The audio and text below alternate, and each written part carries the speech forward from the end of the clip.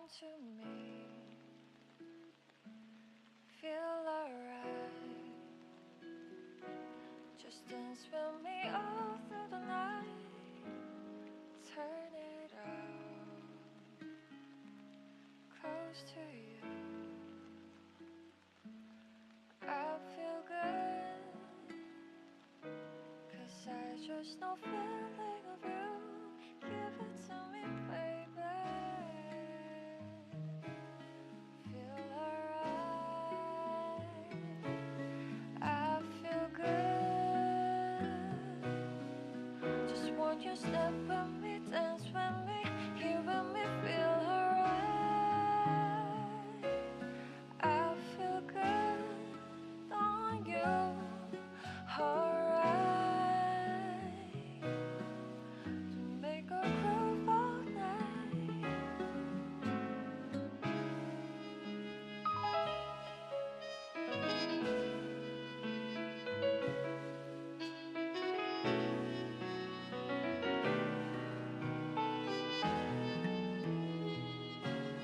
Close your eyes, come to me, feel alright. Just dance with me all through the night. Turn it out, close to you. I feel good, 'cause I just know feeling of you. Give it to me, baby. Feel alright. I feel good. Hello, hello. Just want you step with me. It's good to be back. It's good to be back. Sorry I'm a little bit late. Had a maintenance guy over and took us a little while to get everything done. But I'm here now and I'm super excited because this is the panel I've been dying to make since I have made the storyboards. So we will definitely do that today. We might jump into a couple of other panels depending on how long it takes, because this is a detailed panel, so I want to give it the time that it needs, but also starting late, so like might not get that far. Definitely don't expect to stream tomorrow. It's Thanksgiving. Maybe not even the Friday after, because may or may not still be doing some Thanksgiving things. So could be nothing until Saturday. But either way, we're gonna get started, and we're gonna draw this panel. So this bottom panel here is the one that we're gonna be working on today. So very, very excited about that. I feel like I've been dying actually to stream again for a while, because yeah, a good amount of stuff has happened. One thing that's pretty exciting is although it's not a huge number, I've essentially doubled my subscribers since the last stream. So that is sick. I love that. How could I not, right? Let's see, let's get some of these layers named here. Oops. If I can spell. All right. So, yeah, essentially doubled our subscribers. One video just did everything that the YouTube algorithm wanted, and it I guess, like, in comparison to some of the stuff that I've done in the past, it really popped off. So that's sick, man. I'm happy about that. It wasn't even a video I expected to do super well, but yeah, I got like 10 times the amount of views that it would normally get, and like a bunch more engagement than most of my other videos. So that's cool. I'm glad to see that. I'm encouraged to do more of those, like, oh, I can't use that eraser. Do more of the color-based designs and like those posters. So I'll be doing more of those. I've seen some people wanting to see, I think somebody suggested brown and somebody suggested yellow. So I'll be doing them. I'll be doing them pretty soon. Might even start working on one today, depending on how much time I've got. So if you're one of those new subscribers, joining live or joining, I guess not live, welcome first. Thanks for being so kind as to click that button for me. But yeah, if you don't know what I'm doing, I make a comic. I make a comic called Cannibal. And I've been working on it for about, I think this is on shuffle, and it shouldn't be, right? No, let's go back. Don't be on shuffle.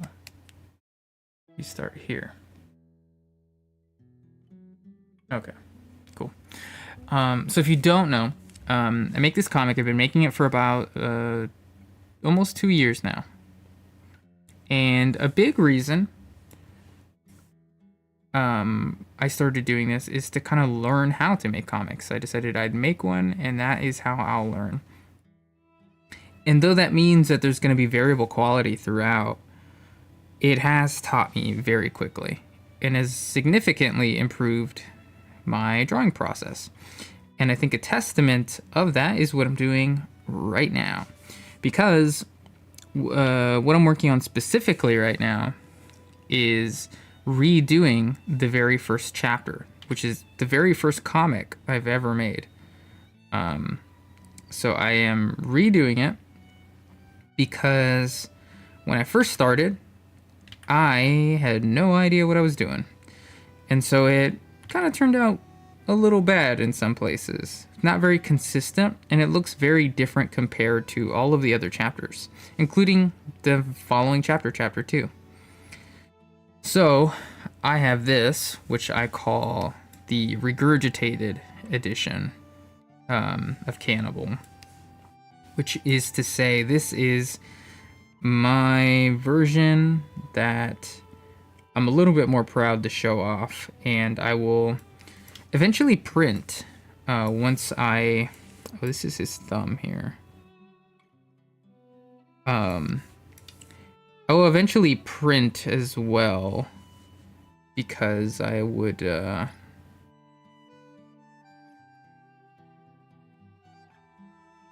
like to be able to have them at things like art markets and stuff like that and be able to show them. But I wouldn't want to print the original version because it just doesn't feel like something I would love to show off, I guess. You know, it's something I struggle to make, and it's not the best quality. So instead, I will remake it, make it look really nice, and then I'll feel comfortable having it at markets and stuff printed out so people can read it. And Cannibal will always be free to read digitally. So if you're curious about Cannibal, you can read it for free. The link is in the description right now. And you can... There's not a whole lot to read yet. It's only 7 chapters out right now. And I'm working pretty hard to get them all done. I just like to stream this one here, the chapter 1 revision that I'm working on, because I think it's fun to be able to see the whole process and stuff, and also just document for future me where I was at this point, and how I made it. And beyond that point, we will, I guess, yeah, we'll see. We'll see where it takes me, because I don't normally stream the other ones. I don't normally stream those, but if I finish this one pretty soon, I might have to figure out something different to stream, because I guess, I don't know.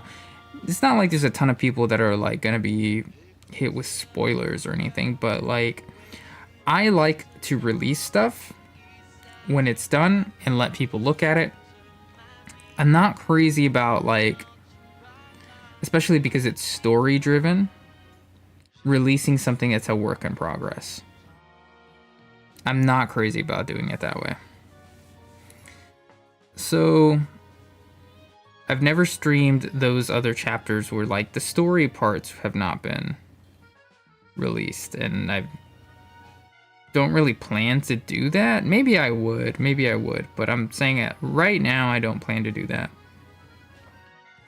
So we'll see what happens, but I have some other ideas for streaming. I just don't think that I'll be streaming as often once this is completed.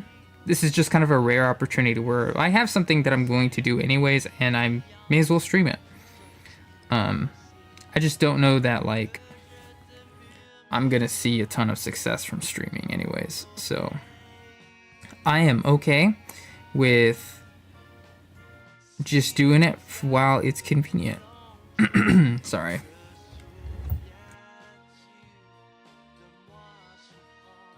Yeah, just doing it while it's convenient. And, you know, if people pop in and stuff, that's awesome.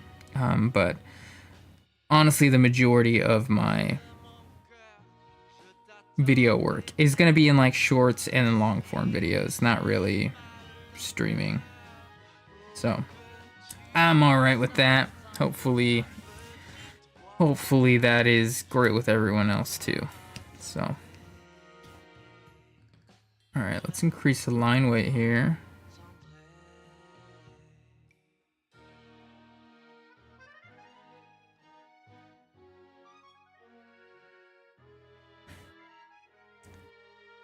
But yeah, that's the whole idea here. So if you are more familiar with the stuff I did with the color orange, that is some other stuff that I'm just now starting to explore doing more on this channel. It's actually something that I'm more experienced with versus comics. Like I said, I've only worked on comics for the past 2 years. 2 years or so. Whereas those kinds of like poster designs, that kind of stuff, it's something I've done forever. Okay, so like title is freaking out, so I'm gonna close it and reopen it.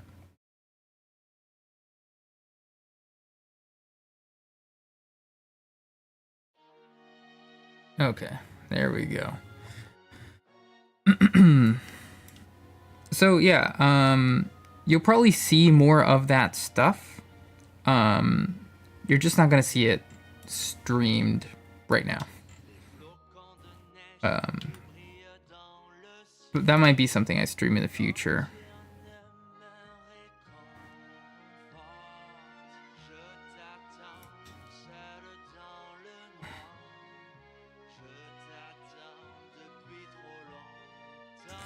And if you're curious about this panel specifically, this is my villain introduction right here. You only ever see him in this panel beforehand. And I'm pretty happy with it.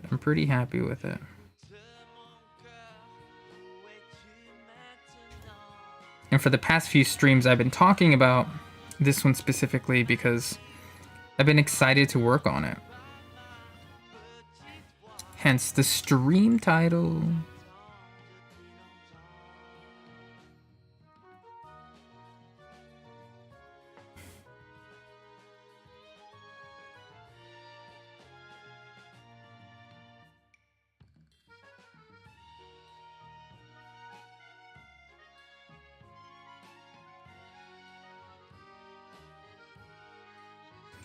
Okay.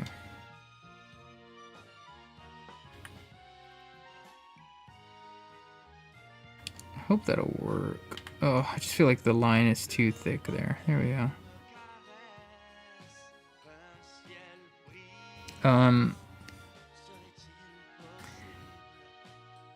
So I think it's also interesting that that video did so well recently, because I was literally just talking about how I had seen a small little bump, and I was like, oh, I'm extremely grateful for this little bump. It was like, I think it was like a 20 subscriber bump that I got, which for me is unusual because being so small and being so early in this channel's like history. Hey, how's it going? Like, I would be doing well if I got like 2 subscribers in a day. So when I woke up that morning and I was like, oh, 20, that's pretty crazy. I was like pleasantly surprised, but then that video went on to like do so well for, I don't know, seemingly no reason. That by the end of it all, it was like plus 200. So I don't know, I just thought it was interesting because I was like, I was just talking about how it's like, damn, 20 plus subscribers, that's sick. But honestly, I think it was just really cool to hear people's perspective. A lot of people talked a lot on that that video, left a lot of comments regarding their like personal experience with the color orange, and I was like, damn, this is really cool actually.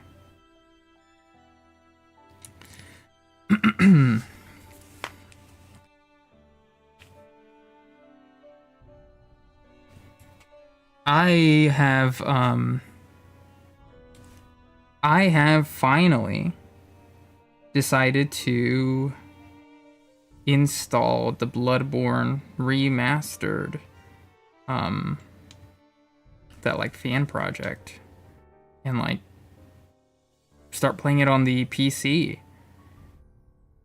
And that's been fun. As buggy as it is, it's been a lot of fun.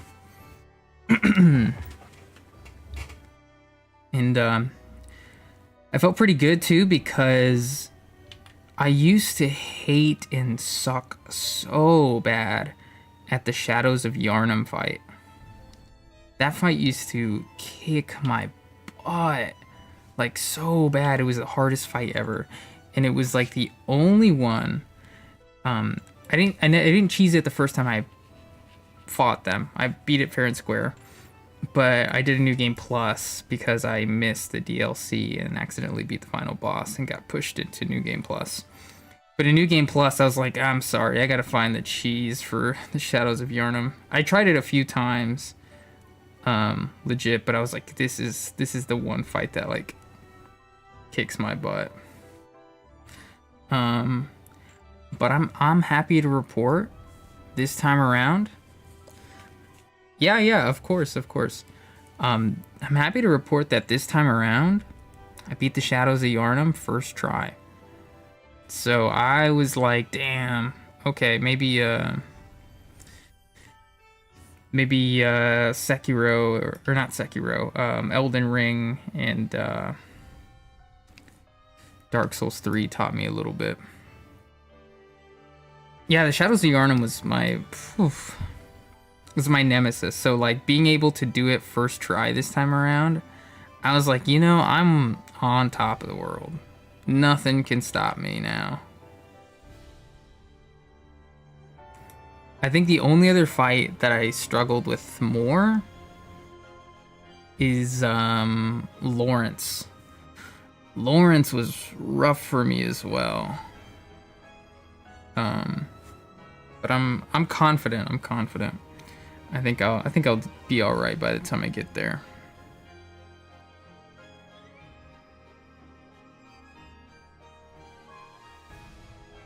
I think I'm most excited because I think one of, if not my favorite Dark Souls boss is Ludwig. Good old Ludwig. It's just I think it's like Ludwig, maybe Midra is up there. Gale and Frida. Those are like up there. Yeah, so I don't know if I just got lucky, but when I first fought Rom, I think it was 2 tries for me. But then I fought Rom in a chalice. And then I was like, wait, what's going on? Why is Rom so hard all of a sudden? I'm like, he was so easy for me in the base game, but the chalice Rom, I was like, what is going on? I'm getting my butt kicked. Yeah, no, Moonlight Greatsword, so good. So good. I used a good portion of the game. I used Ludwig's Holy Blade, which is like the second Moonlight Greatsword in that one. It's like the non-magical version of it, but it's essentially the Moonlight Greatsword.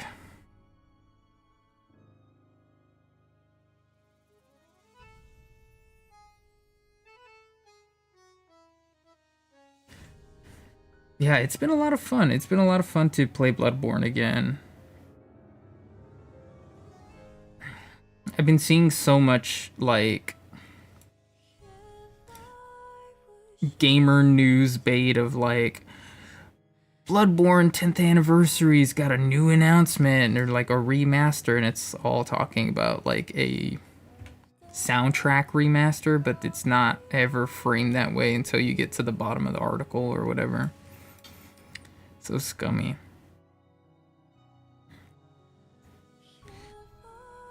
I remember when I found the Moonlight Greatsword in Elden Ring, because I didn't really plan to do Ronnie's quest, but it just kind of worked out that I was already doing it. And so I eventually found her, like, last spot that she's in, where you gotta, like, give her a ring or something. And then, yeah, the Moonlight Greatsword's right there, and I was like, damn. Why am I a faith user? Why am I a faith user right now? I can't even do it. I guess you could always respec, but I never did.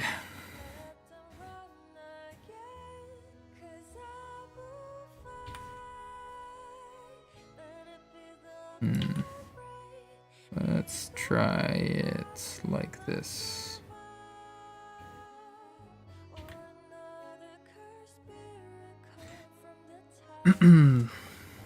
Oh, I mean, I guess also, now I think about it, the new Night Rain DLC was announced, and it looks pretty cool. It looks pretty cool. Not like everything was announced, but there's like a Dreglord and like a new area or something. I still have to beat the main, like, bad guy in regular Night Rain, but I think I might try to do that sooner rather than later.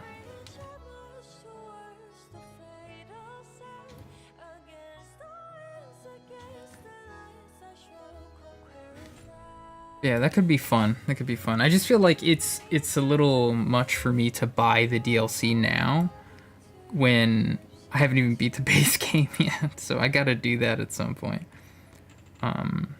But right now, Bloodborne's got me hooked again. I'm trying to skill build this time around. 'Cause last time I did like Arcane and Strength. And I feel like Arcane just doesn't work for a long time. You don't really get many good weapons to work with to start off. Because I think for a while I was just working on... I was using the Kirk hammer for a long time. And that was... I actually like the Kirk hammer. I think it's sick. I know it doesn't get a lot of love, but... yeah, that's what I used for the longest time because I just wouldn't get anything very good for a bit. And then I think, and then I use the amygdalin arm, which is such a. It's not the most practical weapon, but it's a very cool weapon.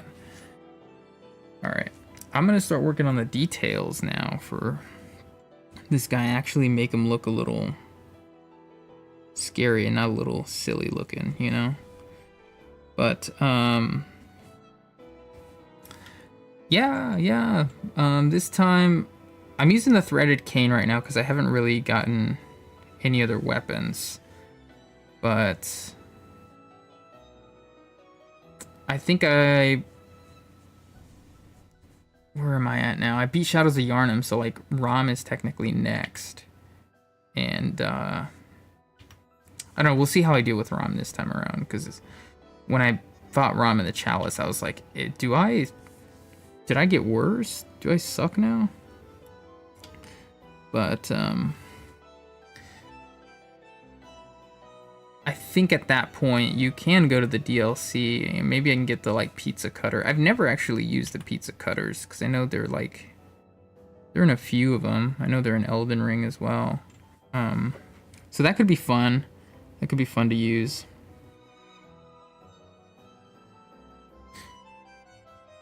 I think actually I did use the pizza cutter once. I think I used it in like one of my attempts to beat Lawrence, because I was really struggling, and I think what I was trying to beat him with before was Ludwig's Holy Blade, and I was not doing too well with that.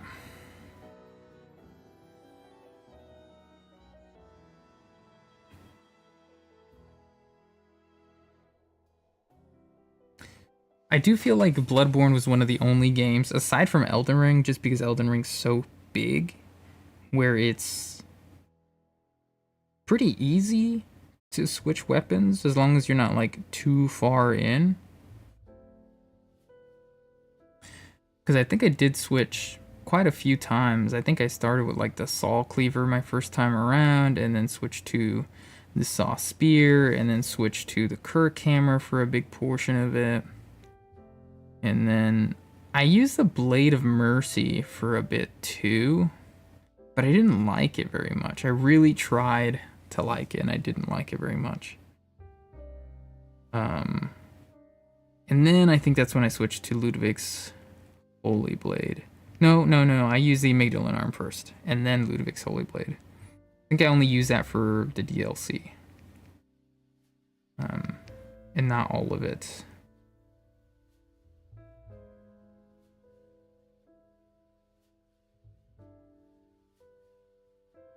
I did feel like it was really strong.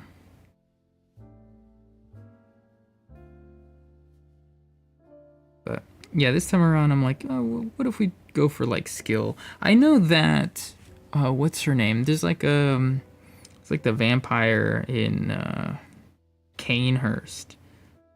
There's like a sword that's kind of badass that I've heard is a lot of fun. And I remember I got it before, but I didn't have skill, I think, so I didn't use it at all. But maybe that's what I'll try to get, like the Rakujo or something. That would be sick. But I don't remember. Is that like the katana? Because I also don't. I want to try something different. Like that's kind of what I enjoy the most about these games, is that there's a lot of different ways to play, and I'm often the disagreeer. I feel like a lot of people are like, yeah, like going magic is the easy way. That's the coward's way out. And I've done it all, man. I've done it all. I've done a dex build. I've done a magic build. I've done faith. And honestly, I still think there's two builds that are actually like the strongest.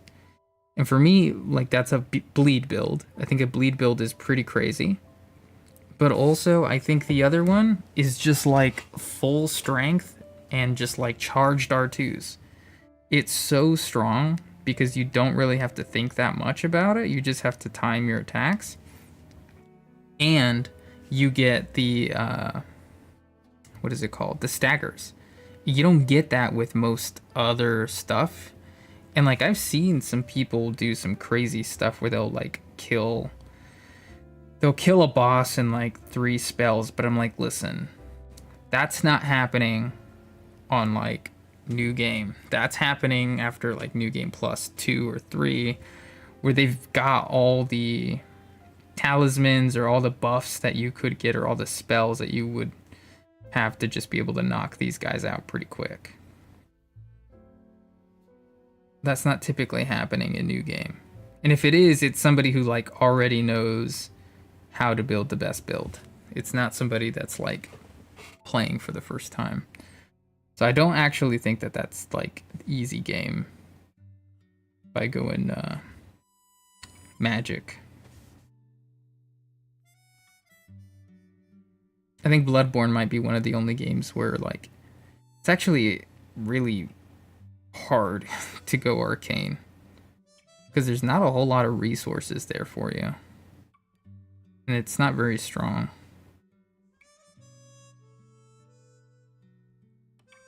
What's also crazy too is because my first FromSoft game was Sekiro, and so that's like unlike all the other ones. But then my second one was Bloodborne, and I never really understood the point of the gun because I never used it to parry. And then like towards the end, I realized that if you timed it right, you could stagger somebody. And I was like, oh my God, I've never used this the entire time. And now I'm playing through it, able to use the gun and know how the gun works and stuff. And I'm like, damn, I really just went after some of these big enemies on hard mode for no reason, because I just refused to learn how to use the gun.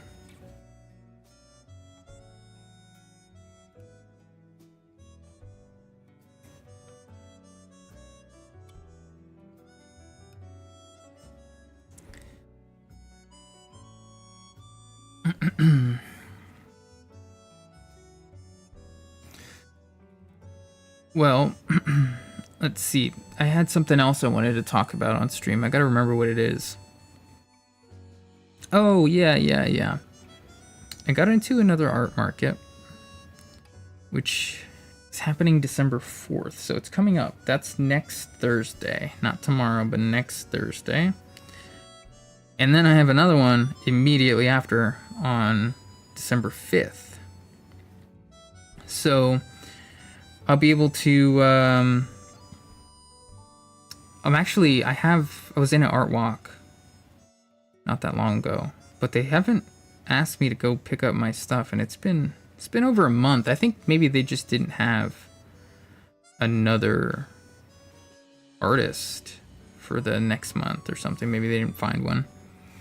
So my stuff has been up for like extra long, but I think I need to go over and be like, hey, I need my stuff back, because I'm gonna go and try to sell it somewhere else. But I have to go in, because it's like a hair salon where it's at right now. But it's like a hair salon boutique. They have like a bunch of other stuff, like people go there and shop sometimes. But all that to say is, if I'm out and about, it's usually either like early in the morning or like later at night where they're closed, because they're kind of open like midday or something. And so I've kind of peeked through their windows a little bit, but it's kind of hard to see. I think maybe one other painting has sold, so that'd be cool. That's like an extra 30-40 bucks in my pocket, because they do have to take their cut.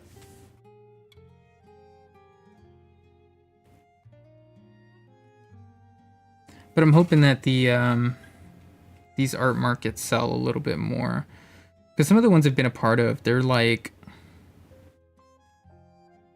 I don't know. I guess they're not like they're not the same vibe as what I normally would say is my vibe. But these other two are, So we'll see what happens. Thanks. Yeah, I'm excited. I do have like some new ones to bring, and it'd be nice too because like the last market was not very good, and it was outdoors, and it was like 40 degrees, so it was kind of miserable. I'm not gonna lie, but you know sometimes you gotta deal with the hard ones to get to the good ones, but we'll see. One of them was free to enter, so that's even better. It's like really no cost. The other one was a little pricey, but it was okay. I think it's okay. So, not a whole lot to lose, even if they're not amazing. Because I feel like I can just chalk up one of the cost, split it in half, considering that the other one was free. So, makes it a little bit more accessible. I also have to figure out at some point if I can sell stuff online. I just feel like setting up the infrastructure for some of that stuff is annoying. I don't really want to do it. And like if somebody does buy something, I'm like, am I just gonna become like a little shipping warehouse or something? I don't know. Maybe that's not that big a deal. I just don't have a lot of space for like extra stickers or like prints or something. So like I don't want to have a big back stock and like just have boxes and boxes of stuff sitting. But I don't know. We'll see. I don't think now's the time even to like push for that anyways, because if sometimes the art markets aren't doing so well, and it's not like, from what I can tell, it's not really like, oh, I'm doing horribly. It's like if I'm not doing well, sometimes like no one's doing very well either. Like it's just like people aren't spending money right now, which is okay. You know, that's kind of how it goes. Then maybe now's not the time to like try to build an online sales portal. I'm okay with just being like, let's just do it in person and wait till that's like a little bit more sustainable before I try to do it online. I just gotta remember to like film some of it too, because I don't normally do a whole lot. I'll like take some pictures of like my setup and stuff, but I'm like, no, I gotta film while I'm doing this a little bit, so like I kind of get a little bit more out of it, you know.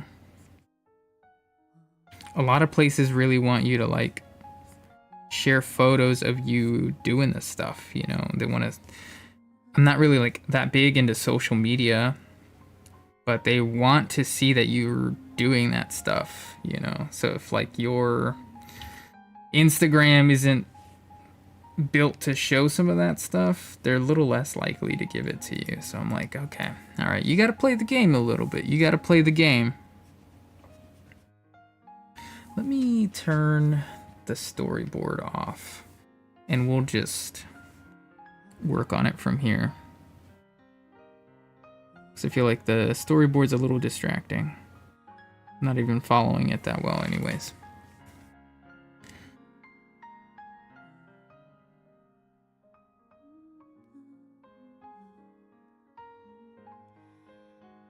But yeah, I'm okay with playing the game a little bit, and I'm excited for these other ones.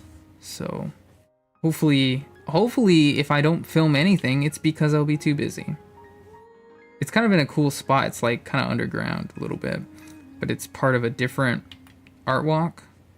I'm not like a featured artist in the art walk. I'm just like a vendor at the art walk. So I'm like, okay, that's cool. I kind of prefer it because like it is kind of weird to like, not weird, but like you'll have stuff to sell, but then you like leave it up for a month. And like most likely if you're selling something, it's gonna sell on the night of the art walk. You'll be lucky if something sells after. But yeah, if you leave it up, then you're like, well, I guess I'll wait a month before I try to sell this stuff too. So I don't love if I'm part of the art walk. I actually prefer doing it this way where I'm just a vendor.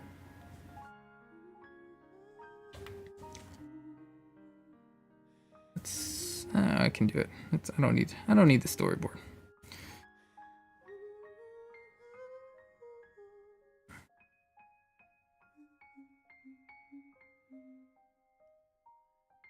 But yeah, it'll be next Thursday. So it's kind of weird because like I'm dying to come back and like stream more often. Like I've been dying to work on this panel. I've been dying to like there you can't really see it, but there's a full body panel, not on the next page, but the page after. That's also like it's I'm very excited about that one, and there's color in that one. There's a little touch of color. So I'm like super excited about that one too. And then beyond that point, it'll be drawing a lot more of Ichabod. So I'm like, there's a lot for me to be excited about in terms of drawing and streaming this stuff. But it's like every single one of these days that I'm around to stream, I have something going on.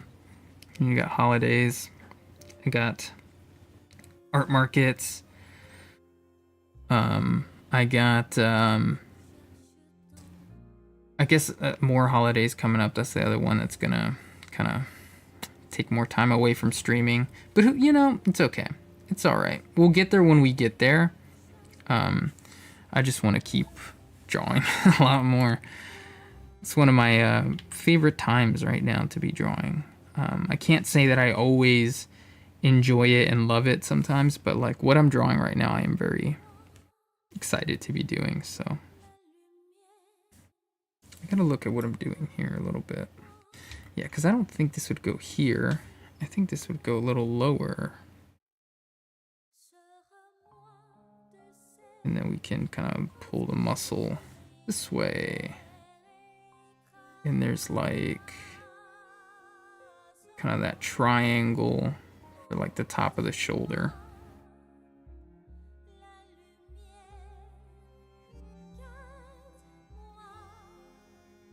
Just gotta trust the process. It looks a little silly right now, but it'll make sense.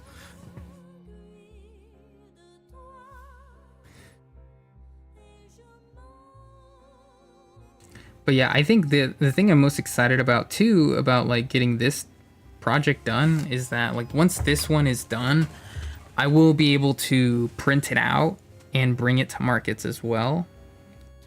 And like I'm fully aware that like comics don't typically do that well, but because I'm like, this is free forever digitally, like I already bring a little QR code that people can scan if they're interested to read it. But I think if you have something physical that they can pick up and buy if they really wanted to, it kind of like intrigues people a little bit to go read it online. So that's kind of the main goal with printing it out. So we'll see. We'll see if my plan works. Worst case, I just have something cool that's printed out that I made. So won't be too upset if I'm sitting on them for a little bit. But I also got to figure out where to print them out, because what I don't want to do is I don't want to print out like 100. I don't think I would sell that many at markets. And maybe that's me not being very confident in my own product, but I just don't think that comics sell in general, you know? Unless people know what it is, you know, it's like, oh, I'm a big fan of Gambit or whatever. Then I think people are kind of like more interested to buy the product if they know what it is already. Not a lot of like diehard indie comic enjoyers. And the ones that do, I wouldn't blame them for wanting to go for the free ones. But I say all this as the person who, like, that's me. I don't go for the Marvel comics very much. I prefer the indie stuff. But yeah, if it's free, I'm like, oh, hell yeah, I'm reading it. But if it's not free, then I'm like, I might have to like look at it and really think about, is this something I want to read? Is this not? Who knows? But I would say most times I've actually bought a comic from somebody at an art market. I've not been burned. It's always been pretty good. Sometimes it's not what I expect, but like, it's still pretty good.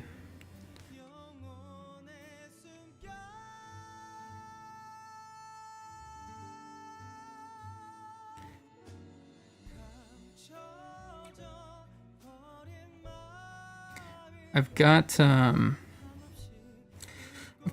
pretty good idea of what I'm gonna do for some of the other color posters that I plan to make. I think I'm a little bit more certain that I'm gonna go with green next. And then maybe I'll follow with some of the requested ones like brown or yellow. I've seen a lot of people ask for those. The one I'm very excited about is like doing black and white. I'll eventually do black and white, but I feel like those are the what's it called? Like,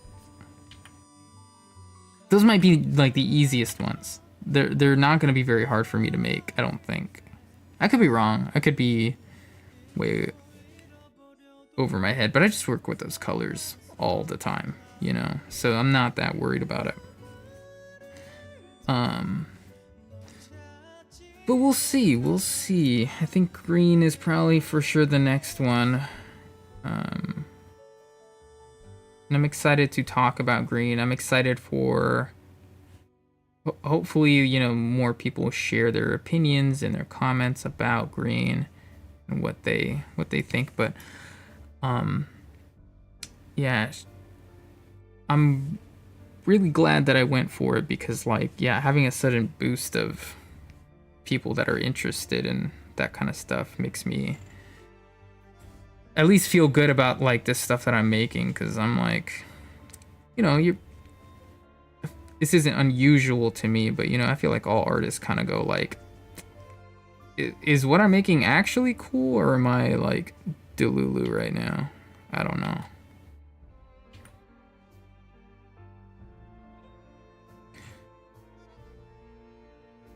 But yeah, I have definitely felt a lot better about stuff since then, and so I'm kind of just like, yeah, ride the high for a little bit. I was kind of just keeping an eye on it, mostly because I really like hearing what people say and responding to people's comments. And also, I loved that not all of the comments agreed with what I did or with what I said. I had some comments that were a little bit more critical, and I was like, hell yeah. I mean, people aren't afraid to say what they really feel about it. And if, like, some people are like, oh, I feel like there's too much brown in the orange one. Fair enough, man. Fair enough. I'm glad that you felt comfortable enough to say something. So I do appreciate that too. So anyways, what I was trying to say was, like, kind of kept an eye on it for a while and was like, yeah, I'm gonna ride this high for a little bit, but then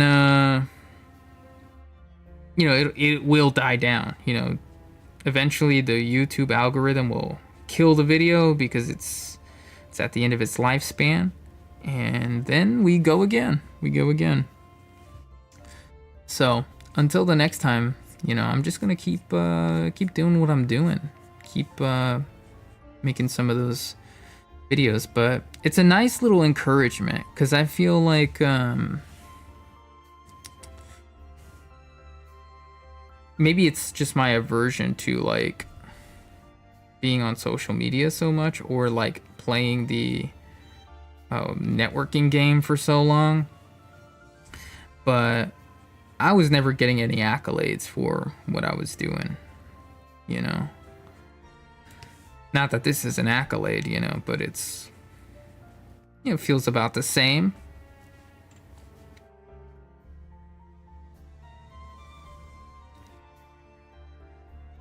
These fingers are gonna take me a minute.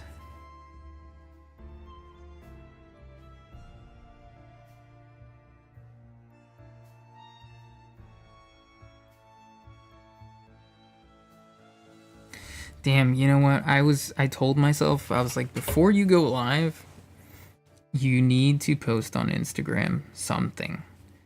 And I was like, I'm gonna do that. I'm gonna do that this time around. And guess what I didn't do? I didn't do that. I'm always I'm so bad about just like forgetting that social media is a thing. You know, I just like, it's not like, I am a little opposed to the idea of it and stuff, but it's not even like that's why I'm so bad at it. I'm just like, I'm forgetful. I forget that social media is a thing sometimes. I'm like, oh yeah, you like, sure you can doom scroll and stuff, but like also you can post too, man. And I'm like, oh yeah. That's what you're supposed to do.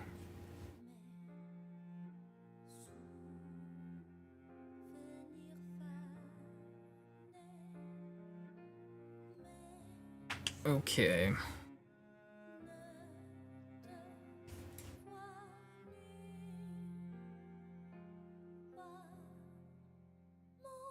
My kitty cat's getting up to something.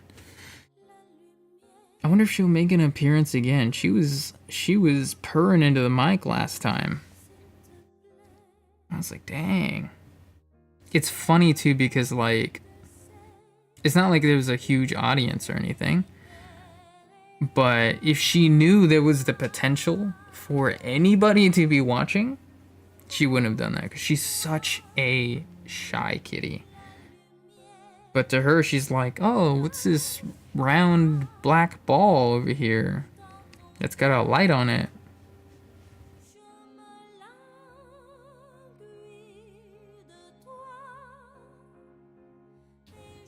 I'll just purr into the mic really quick.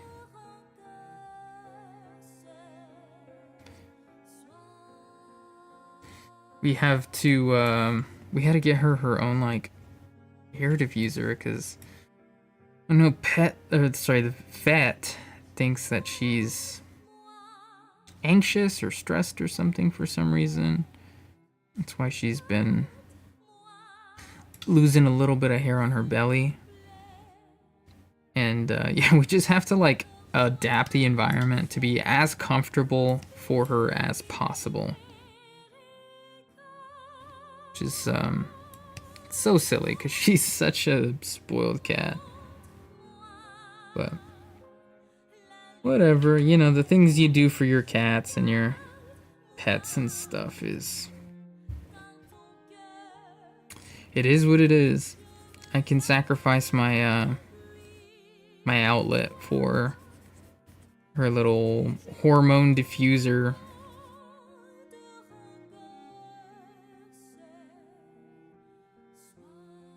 I just hope it works. I think they say it takes some days to work or for you to see any difference, but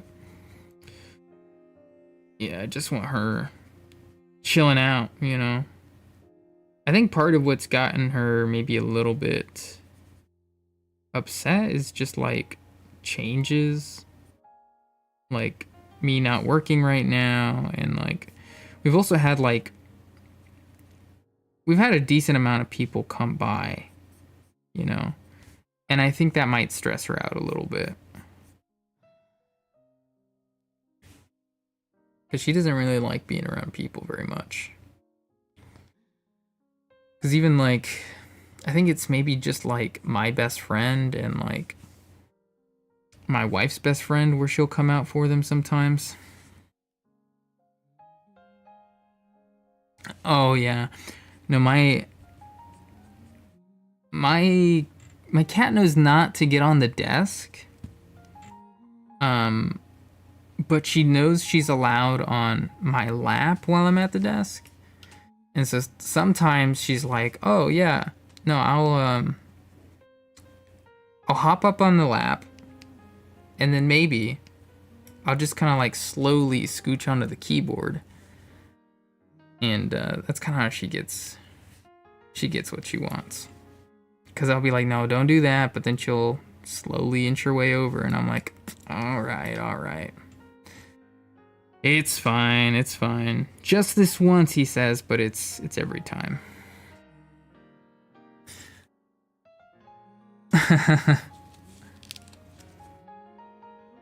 Yeah. I'm very excited about the green one. I'm happy to be drawing a lot more. It's kind of a little bit of a slump with, all things considered, but I'm good to be drawing for a bit. And I think what's also nice too is like this is chapter 1 like being redone, but I also have chapter 8 done, and then I have chapter 9 in the storyboard completely done. So I'm like, I've got a lot of stuff to like work on and like put out, which I'm happy about. Whether or not people read it or only just see a post here or there, or maybe they're seeing the videos on YouTube Shorts and stuff, whatever little bit, I'm happy with that. I'm good with just that.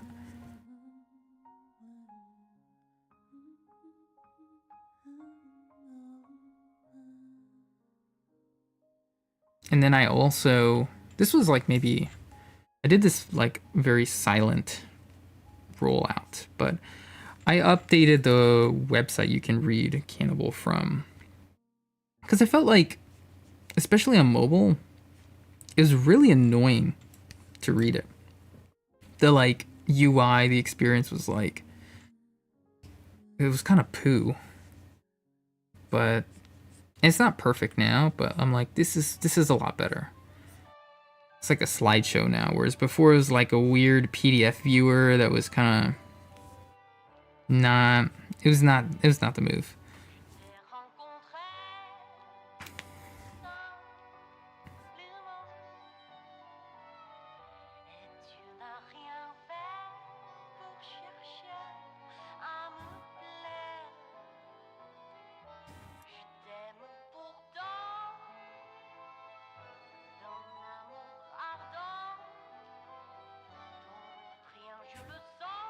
That doesn't look right.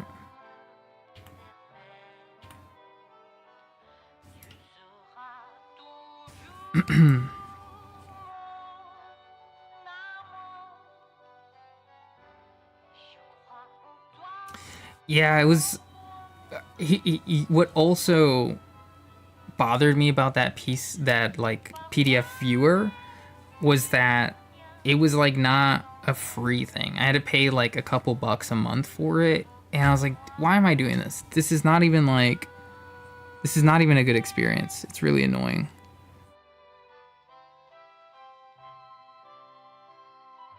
I did put it on like Webtoons and Tapas for people that like to read there.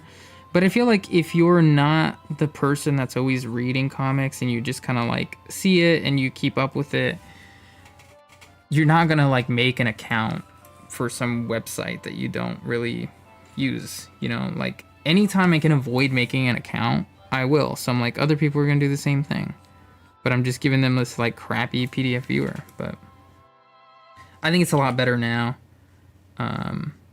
I want to keep working on it a little bit because I think there's more that I can do with it.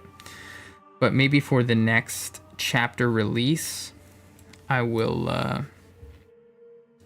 make some more adjustments to it and make it feel a little nicer.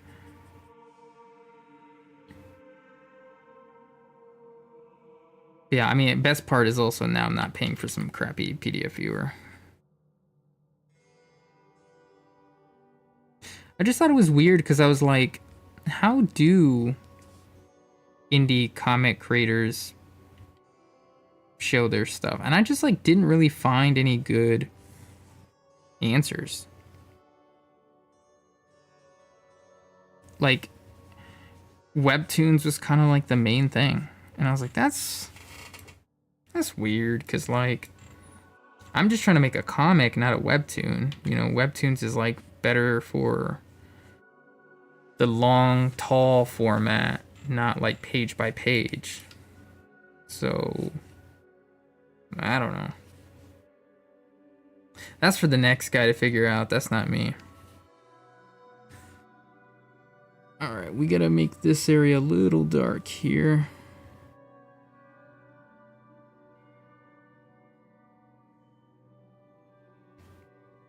Also, tell your cat I said pss, pss, pss, pss, pss, pss.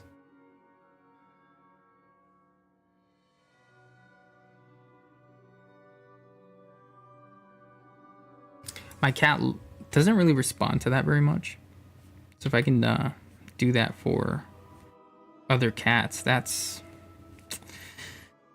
good. That feels nice. My cat loves if you stick out your finger because she just loves going up and like hitting it with her nose.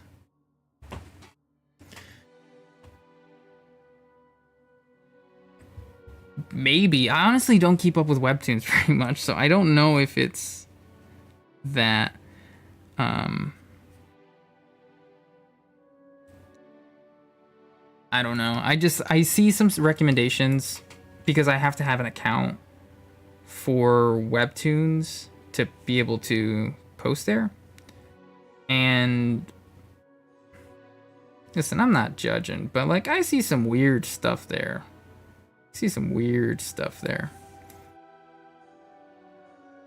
It like in general it gives me the like weird section of the anime store or the manga store vibes sometimes. And I don't really care. I'm like read what you like, and like as long as you're happy, dude, I don't care. Somebody's making money off of you liking that stuff, and to that I say hell yeah. But that's content I'm swiping on. That's not something I'm engaging with. Okay. All right. Now we can just kind of make this feel pretty curved. I think we're in a good spot to be done with his arms. I'm mostly nervous about the wings. That's the one I'm a little bit nervous about.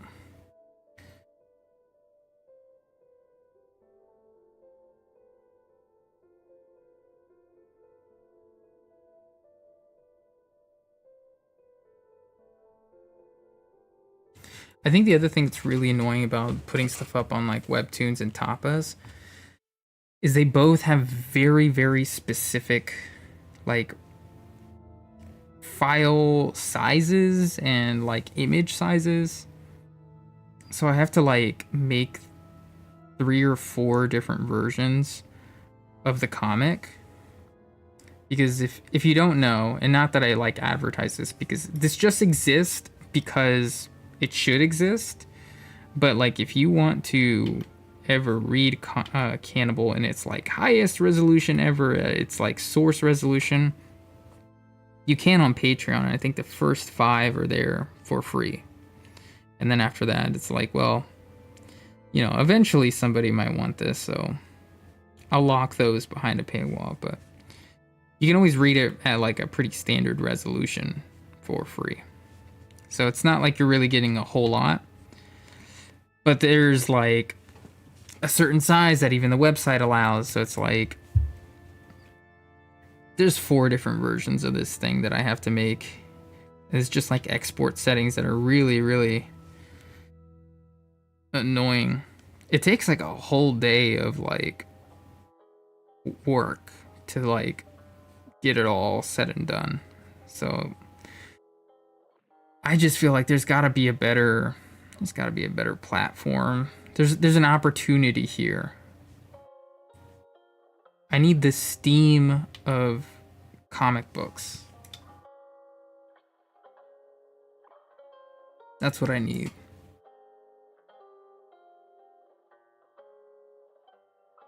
I need something that's just it's good, And that's why everybody uses it, because it's good.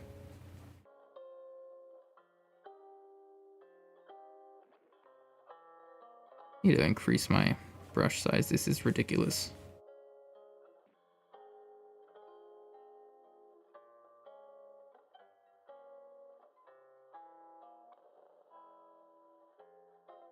Okay.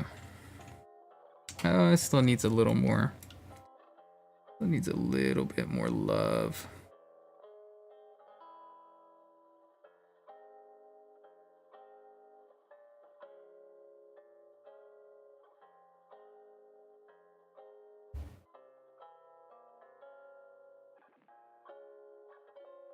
I guess this would also have like a nail here.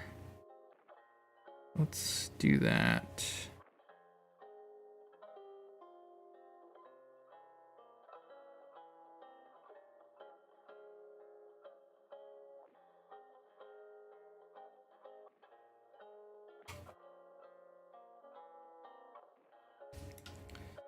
Okay.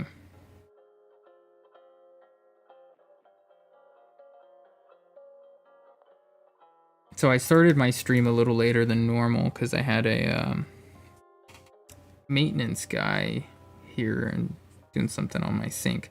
And we're cool, we talk. I see him around the building and say hello and stuff. So he was kind of hanging out and talking for a little bit, but I was talking a lot about my time in Florida, and I was like, oh man, don't remind me. Don't remind me. What a time that was.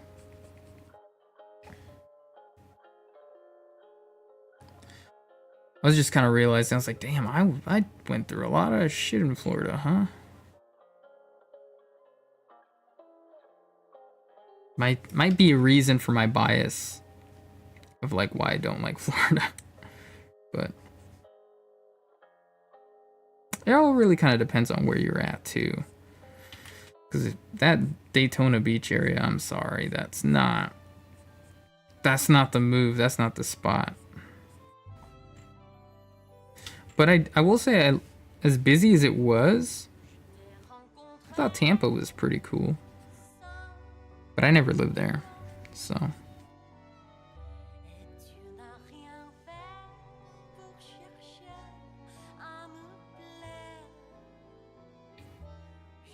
I always tell this story of when it really is a state of hell.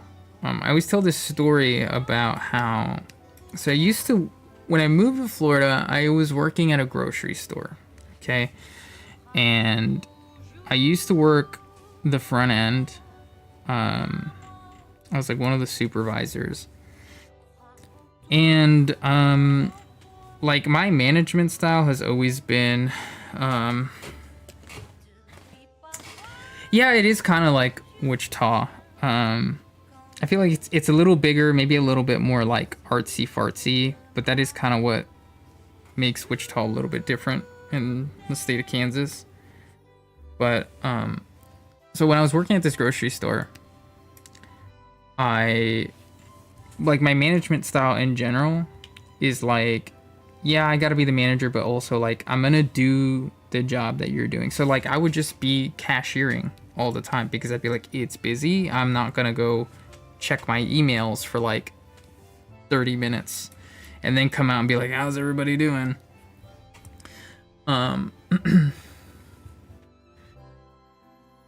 Yes, oh my god, oh my goodness, yes, my ex did make mustard gas in my toilet. But that wasn't Florida, that was actually Indiana. That, oh my goodness. Like, tried cleaning the toilet and then just poured every chemical possible. I was like, what are you doing? Oh my goodness. Wow, that was like a flashbang going off in my face. I was like, whew. That was terrible. So anyways, this grocery store, it's pretty new, and you have all these like old people who have lived in Florida for a long time, never seen a self-checkout because there were not self-checkouts at the other local grocery stores. And probably never seen like an organic. Like, it wasn't all organic, but there was like organic stuff in this food store. And so you kind of get the vibe sometimes where people are like, what the, can I just get regular peanut butter? And it's like, yeah, that's on the bottom shelf, but yes. But anyways, I am wearing like, the uniform was pretty loose. You either had to wear like an apron with the logo on it, or like you could pay to buy a jacket with the logo on it. And I was like, you know, I'll buy one of the thin jackets and wear the jacket. I prefer the jacket over the apron. But then what you wore beyond that, as long as it wasn't offensive, you were fine. And I mean, I don't know, I'm a little bit goth, but like not overly goth or anything. I was just wearing like some black jeans, and then like, I think I had like a shirt with a skeleton on it or something like along those lines. Didn't say anything that was offensive or anything, but it was also underneath the jacket that was like maybe halfway zipped up or something. This lady comes to check out with her just a chicken, and oh yeah, and I'm like, hey, how's it going? You know, just doing my regular thing. And this lady straight up runs away. And I was like, okay. Like, not with the chicken. She runs into the store with her chicken. So I'm like, okay, maybe she forgot something? I don't know. Who knows why old people do what they do sometimes. But I was like, oh, okay, all right. And there was somebody behind her, and he was kind of like, okay. She runs to find a store manager to tell them that they need to fire their godless heathen. And I was like, wow, that's crazy. Because all I said was hello. And she did come into the store like one other time, and I didn't recognize her, but she recognized me. And I was at the register, and I was like, hey, how's it going? And she did the same thing. And I was like, this is nuts. This is nuts. Florida's a place, I tell you what.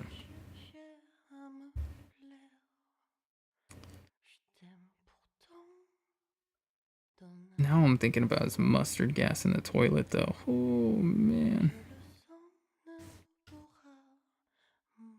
That's a story. I think the worst part of that is... Oh, my God. Yeah, really. Really. The worst part of the mustard gas story, for me, wasn't even that like mustard gas was made in my toilet. It was that I was like hosting my ex's friends because it was one of their birthdays.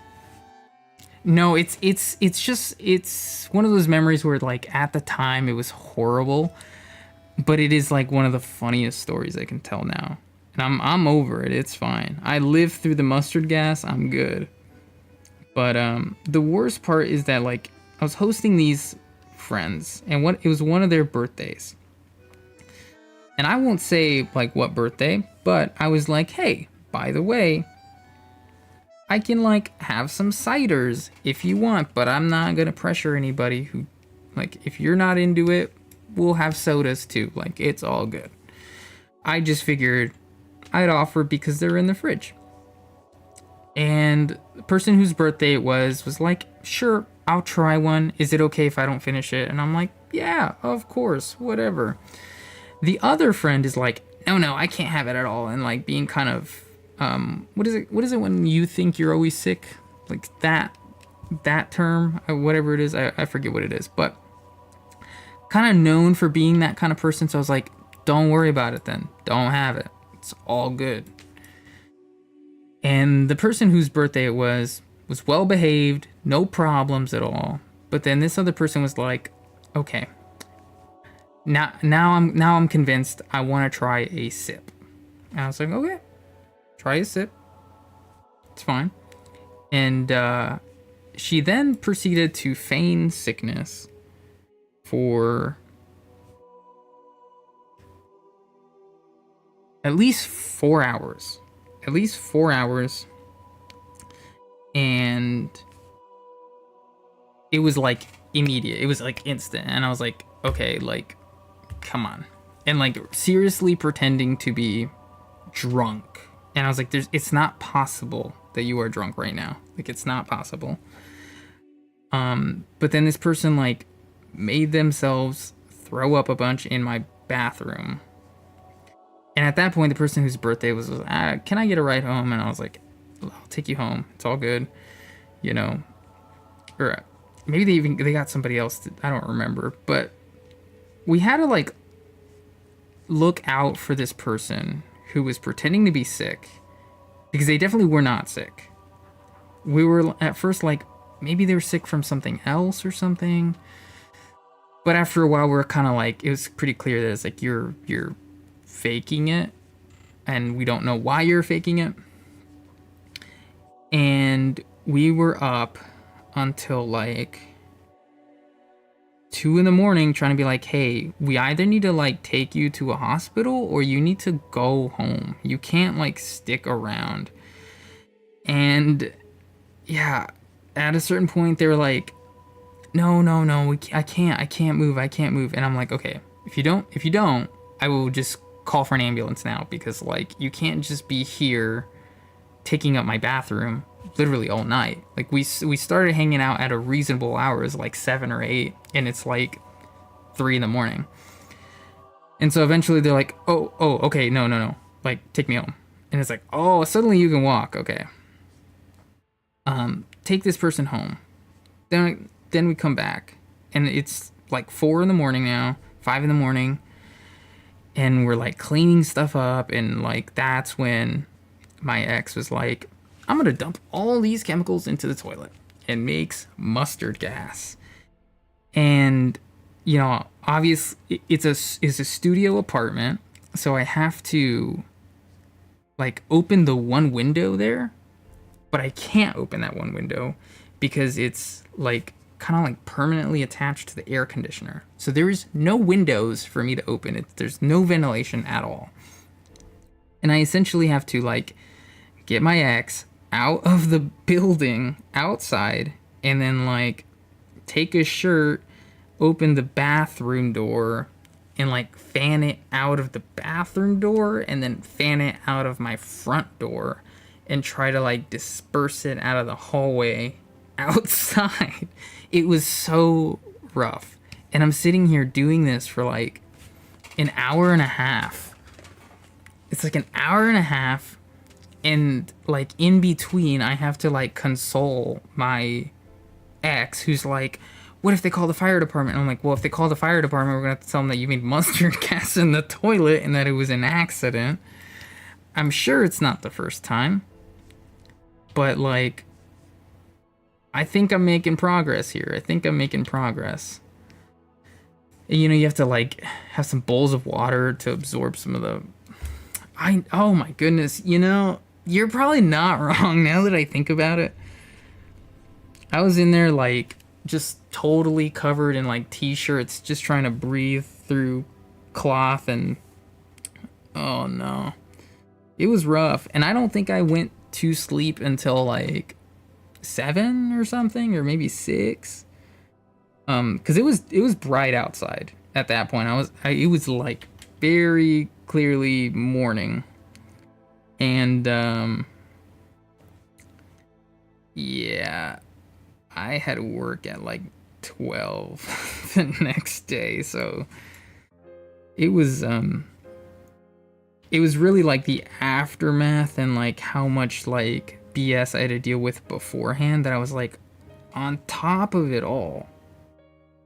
Like, the one person that has been like helping me deal with the situation has now made mustard gas. This is a life I'm living right now.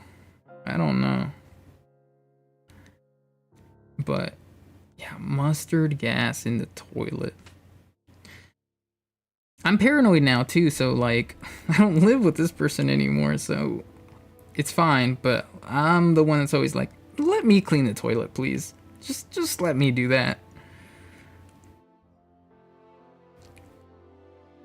Anytime somebody picks up the toilet wand, I'm getting a little anxious. I'm going, what are you putting in there? Listen, show me your recipe before you start scrubbing away. Because I have to know. I have to know now. I just start getting the like 1,000-yard stare where I'm like, oh no.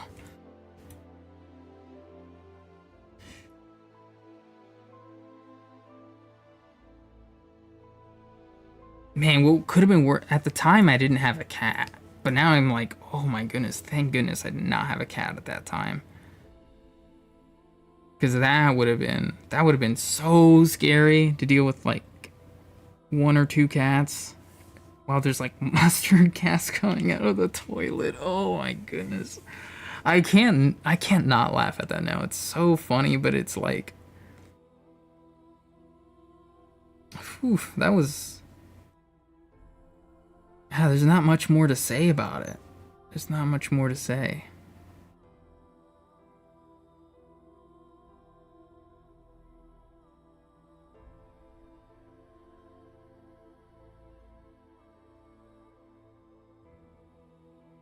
And that friend too was so awful. So awful. There was like so many moments where I was like, I'm nice to your friends because they're your friends, but this one specifically, I don't understand. Like, this person's really awful.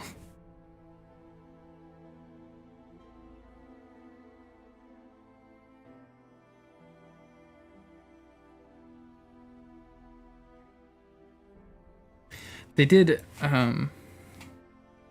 yeah, I'm done talking shit a little bit, but I will say one last thing.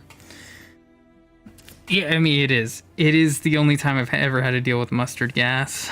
I've had to keep the bleach locked up ever since. So, but one thing I will say about this friend, they did try convincing us for a long time that they were allergic to water, and I've heard that maybe this is a real thing, but it's incredibly, incredibly rare.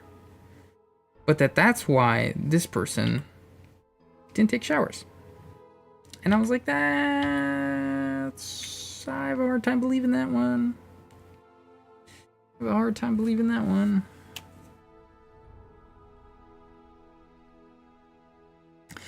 Yeah, I love them. I love them. They've been working really well. And like I very specifically love the halftones. These ones here. Oh, these are amazing. I'll play with those more a little later, but yeah. Yeah, allergic to water. I was like, I don't know. I have a hard time, you know. Like, that was why they didn't take showers, and that's why they like only drank soda and juice and stuff. And I'm like, ugh. I don't know. I'm gonna need a doctor's note for that one.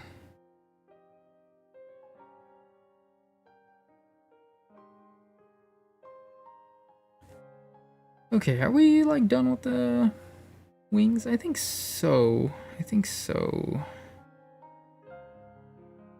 So I think I do want storyboards on for this a little bit, so I can kind of get an idea of where I was going with some of these.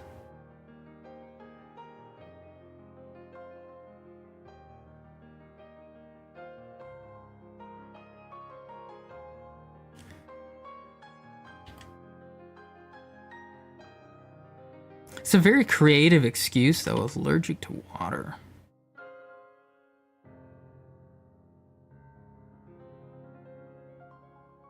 Honestly, I also just felt bad that other friend just like did not have a very good birthday because of that. They're like, I have to go home. Like, imagine being the first to leave the party and it's your birthday. I was like, damn, dude, like you're fucking this up for everybody right now.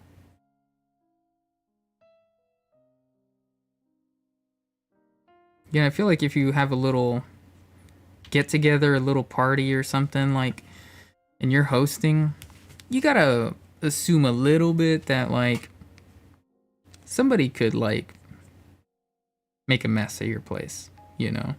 Obviously, that's not expected and they should respect your place, but, like, I feel like you gotta understand that, like, sometimes even accidents happen, but, like,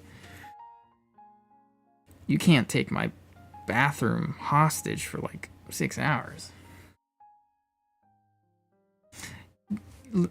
The logic here, it doesn't correspond with me. I refuse to engage. I just went like, whatever you want to say, I'm just not gonna even argue with your delusions right now. I actually have a shower to take, so I don't know.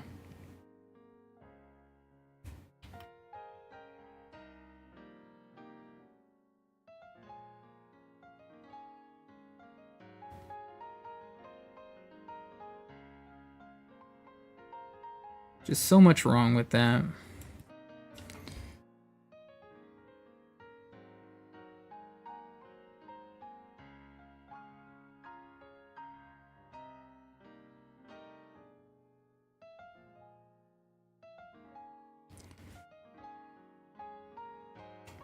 Oh, you know what? I said I wasn't gonna say anything more, but I do have to say one thing.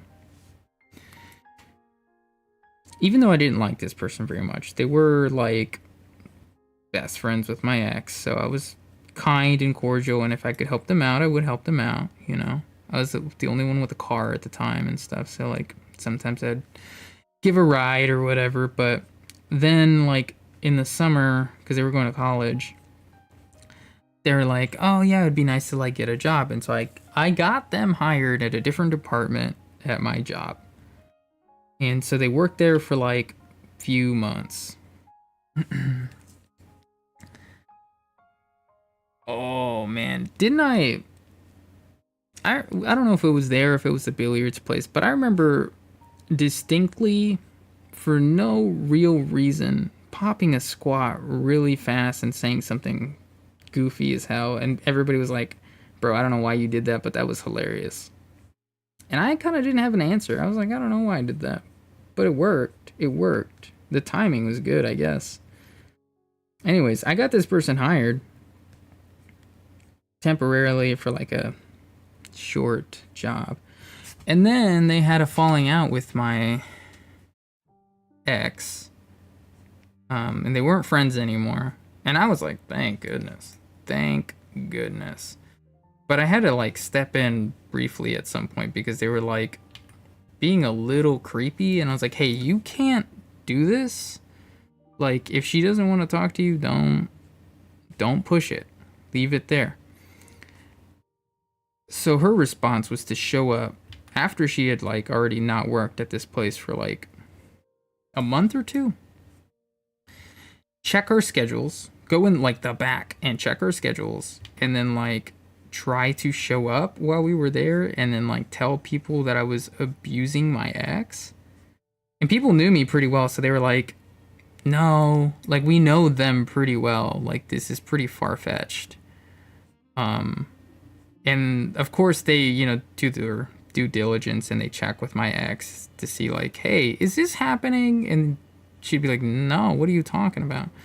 And we found out that like she had like popped in and was like doing all of this stuff. Feeling down, girl. Yeah, dude. Yes. Yeah, that was a fun day. That was a fun day.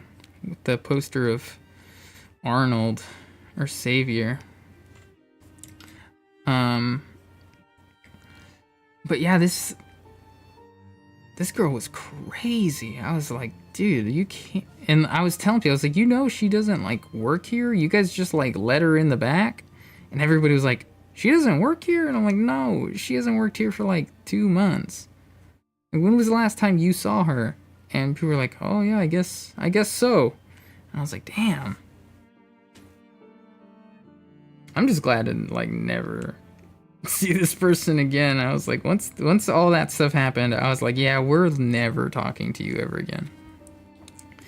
Yeah, Arnold the Savior. He was that was my man's right there.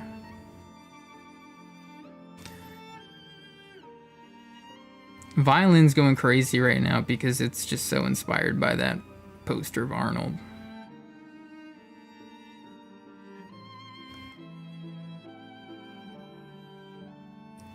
You can do it, Arnold. You can become, was it governor of California or what was it?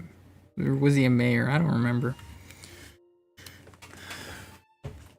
Oh yeah. Oh yeah. Yeah, I'm not going back to Indiana or Florida. Well, that's not true. I do have to go back to Florida sometimes because my wife's family's in Florida. But you know, different part of Florida. It's okay. It's all right. It's like Orlando. Kind of. Not really, actually, but.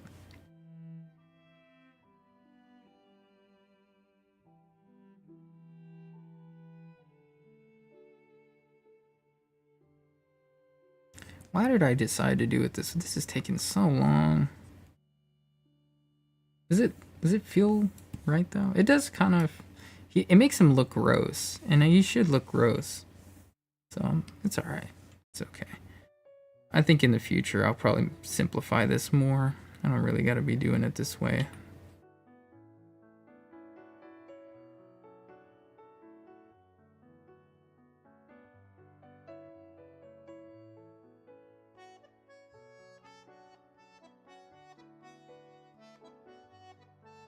Okay.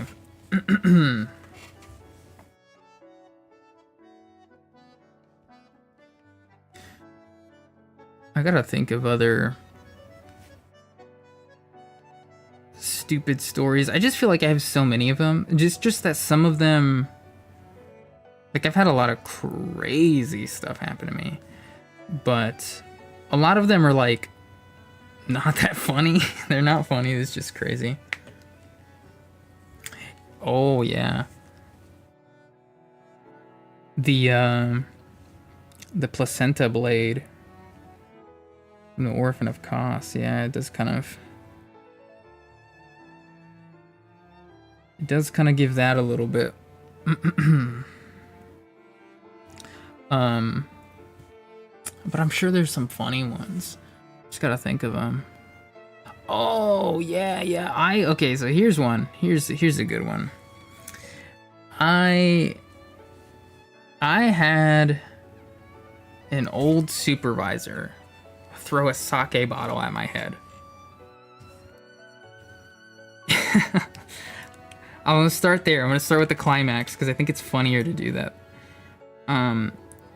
So this old supervisor, and I liked her, like she was a decent person, although sometimes like very questionable worldviews, but like, I don't know, meant well, but maybe also had some problems.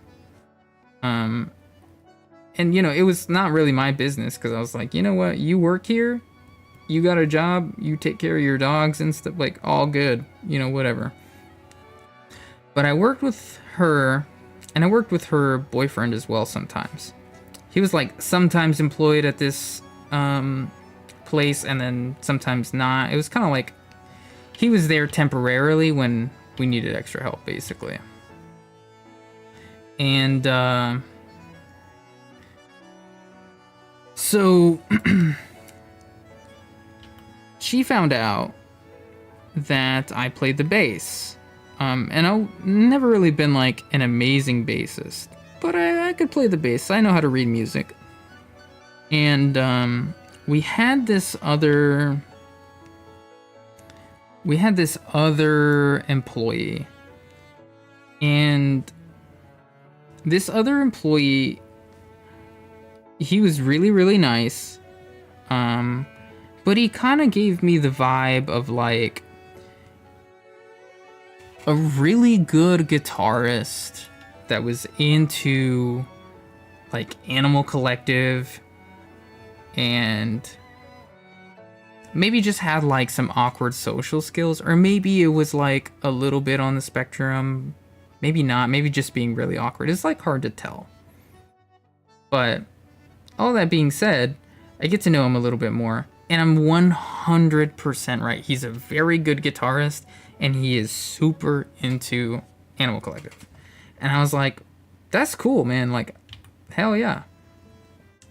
And so then she finds out, oh, he plays the guitar, or you play the bass, and like we can have a band for this store that we work at.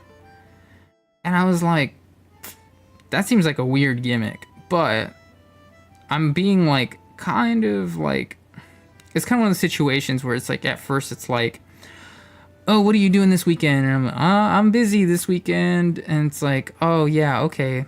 Well, you're off this day. What are you doing this day? And it's like, oh man. Okay, so I'm gonna have to like show up one time for this like band practice or whatever. And I do, and it's okay for a while and stuff. We're just kind of like playing. But then I was like, wait, what instrument do you play? And she's like, well, I can play anything, but like I'll play the drums. And I was like, okay, you can't really like, can't screw that up too bad, I guess, you know, but we can just kind of go with the flow a little bit. I mean, you kind of can screw up drums pretty bad, but I was like, well, you know, at least like rhythm's all we're gonna be worried about here. And we kind of start playing, and then like, swear to God, the only thing that she played was just one drumstick, and then just slamming as hard as she could on the snare, and just one, and I'm like, hey, maybe let's mix it up a little bit. Maybe we count to 4, and then like when we get back to 1, that's when we hit it hard. And then we chill out for like 2, 3, 4, 1, 2, 3. And then she was like, I only play 1, and it'll be extremely hard. I'm gonna hit the drum as hard as I possibly can. And I was like, okay. And at that point I was like, I think you were drinking kind of hard, maybe before I got here. But I'm hanging out with this other employee who's really good at the guitar and stuff, and he's kind of like showing me a little bit of the guitar. I'm showing him a little bit of the bass and stuff, and he's a pretty good musician. I enjoyed hanging out with him. But in the middle of me doing this, she like had pulled out a sake bottle, like one of the small ones, but she chugged the whole thing. Like nobody had any of it. And I was like, yo, what? Like, I mean, I guess you're not like, we're at your place, like you don't gotta drive anywhere, but like, okay. And so I was kind of like, are you good? And she was like, I'm good. And then like slamming on the drum. Nobody else is playing at this point, just slamming on the drums. And I'm like, hey, all right, I'm gonna keep talking with the guitarist, I guess, the best I can. And then like at some point got impatient that we weren't playing. And so to get our attention, she threw this sake bottle. And I don't know, something like made me kind of back up a little bit. And it just like whizzes right past me. And it like hits the wall on the other side. And I'm like, yo, you know what? It's getting to be about 11 o'clock. I gotta get home. I gotta get out of here, man. What about you, buddy? You leaving too? Okay, yeah, no, I think it's next time. We'll come back next time. Oh my God. I was like, I have to go to work with this person like the next day. This is so weird. Needless to say, I didn't work there for that much longer, but I was like, yo, this is insanity. Like, I I don't know, I can't be like forcefully invited to these like band practices and you don't know how to play an instrument and also you're throwing bottles at my head. Like, I don't know, man. That's not the vibe I'm cultivating right now, you know. I'm trying to go for one where the bottles stay on the ground. No, never addressed it. We never talked about it ever again. We never talked about it ever again. Her boyfriend was there and like saw it happen and stuff. So he was kind of like, "Hey man, I'm sorry about that. She didn't like mean to hurt you or anything. She had just like drank that whole sake bottle." And I was like, I understood what happened, man. I was present. I don't know if you noticed that, but I appreciate you at least saying sorry, I guess. But no, never brought it up. Next day at work was like, that was a fun band practice, and I was like, sure, yeah, that was so much fun, for sure.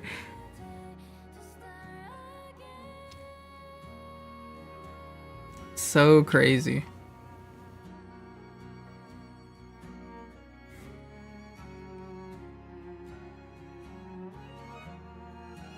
And this person was like maybe twice my age too. So I was like, because I was pretty young when I worked there. I was like maybe 19 or 20 or something. But yeah, I was like, man, I gotta find a new job, man. I know, it's so crazy to like do that and then be like, that was fun, huh? No, I think that was fucking insane.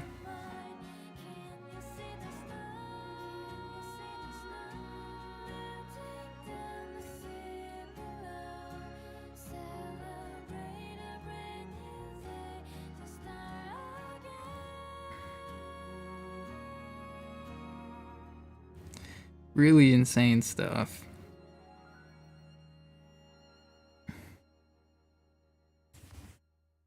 Learned a new way to play drums, I guess. I don't know. That was what's funny too is so this place was very close to, it was like a grocery store kind of. But it was very very close to where I lived. That's why I even try to work there, because I was like, it's like across the street from me basically. And when I got a different job, tried not to like go in there all the time, but every once in a while I was like, oh, I kind of need this thing, and like it's kind of maybe the only place that has it. And so sometimes I would go in there and sometimes I'd see her. And we didn't leave on like, I didn't leave on bad terms or anything. So it was kind of like, oh, hey, how's it going? Whatever, you know. But I remember one time she was like, oh, hey, by the way, you know, we have some new employees and they play music. So we're doing like a band practice thing again. Like, you should come. And I was like, my bass broke in half and caught on fire. I can't. That would be fun though, but it's just ruined and it's never playable ever again. And all of my fingers broke. I was like, I cannot do this. No, it's not happening. I'm not being roped into this again.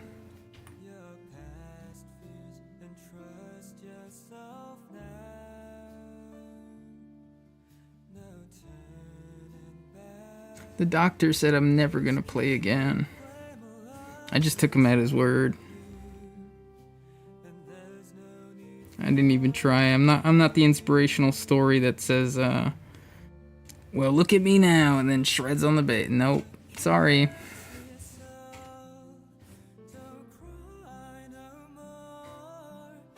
Yeah, I know. Well, like immediately after, she was trying to schedule another band practice. This time that I mentioned, I was like, it was maybe like a year or two at least after, but immediately after, she was like, we got to do another one next week. Nah, I'm not sure if she remembered throwing the sake bottle. I'm gonna be real. I think that was completely erased from her mind. Oh, and I didn't even mention this, like the whole time, just like kind of loudly, Suspiria, the original Suspiria was playing on their TV. So, and I don't mind Suspiria, you know, I think it's an interesting film and stuff, but I'm like, what are we doing right now? Like, we've got this like bright red film just filled with blood and women, and like we're at a band practice and bottles are flying. We gotta step back and analyze this really quick. I don't know.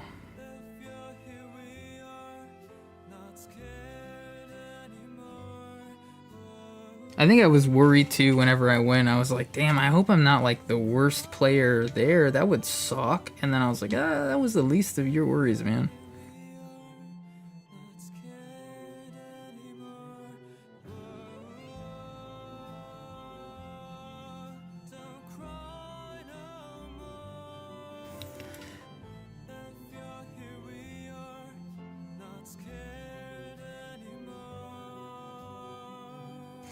Look at me now. Now I'm just calmly sitting in a room with no sake bottles, no mustard gas. We're really coming up. We're coming the fuck up right now.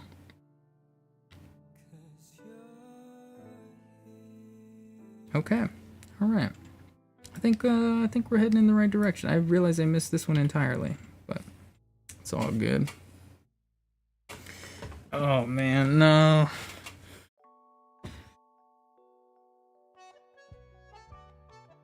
Yeah. Well, see, that's the thing. In order to hand it to you, in order for you to hold it, it's being thrown.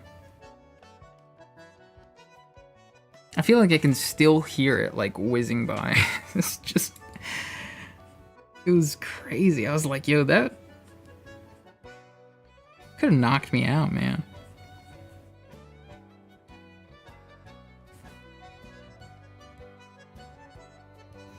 I know you're not driving me to no hospital.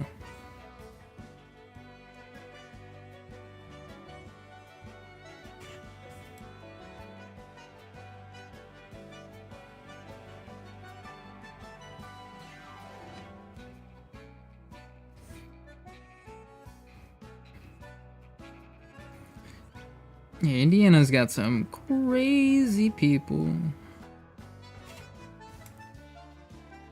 Okay, let's, okay. I think we gotta do, like, one of these numbers. We can figure it out from here.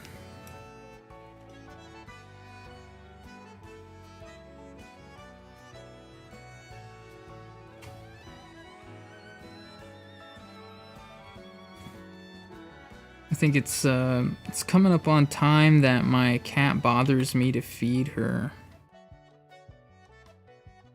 She always comes up like 40 minutes before it's time to eat. And she just stares at me.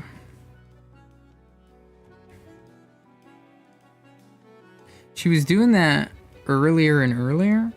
Because like we feed her at like 4 o'clock. Somewhere between 4 and 5. And I've been pretty good at doing like 4 on the dot. But she starts coming up around like 3, maybe like 3:30. But then she started coming up around like 2 o'clock. And I was like, okay, it's way too early. Like, chill out. But then she would realize that like the same amount of time would pass from her like beginning to beg and like getting fed. And she wasn't getting fed. So she started doing this thing where she was like, oh, I'm gonna be so nice to you. I'm gonna be so sweet and so cute to you. Up until I get fed. And then, you know, 4 o'clock would come around, I'd feed her. And then beyond that point, she'd be like, fuck you. I hate you. Don't let me see you cross my path. And I'm like, yo. I didn't do anything, man. As soon as I fed you, you were like, I don't want to see you. I don't want to look at you. I don't want to think about you. And I'm like, damn. So aggressive now.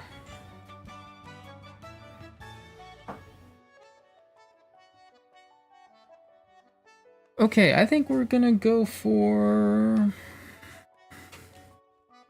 some water and some speed lines. And maybe it's a little easier to do the speed lines first.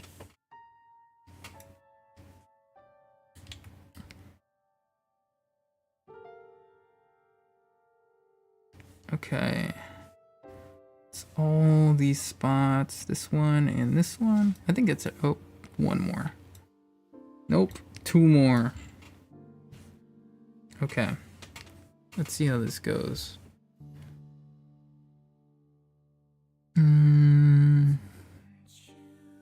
What are these ones? Oh yeah, okay, no. Should it be from here maybe? Oops.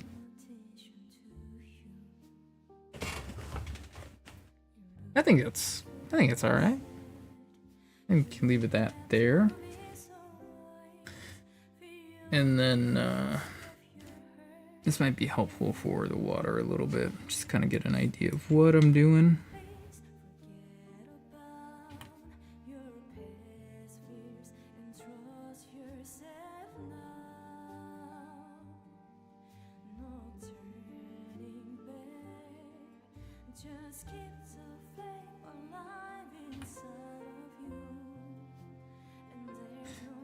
Yeah, I gotta try playing around with water a lot more.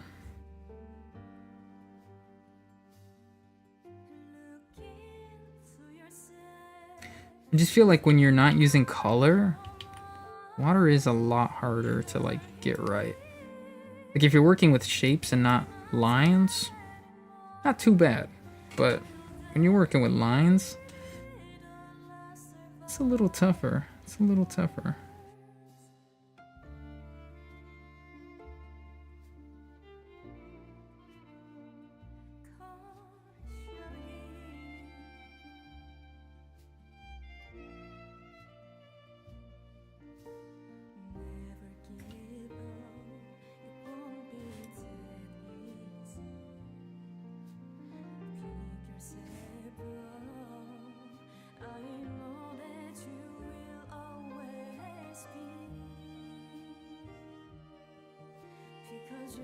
I have a story that's, I wouldn't say it's, I don't know, it's not like that funny or anything, but it is crazy, and it's not like sad crazy, I guess. When I was like 13, it was,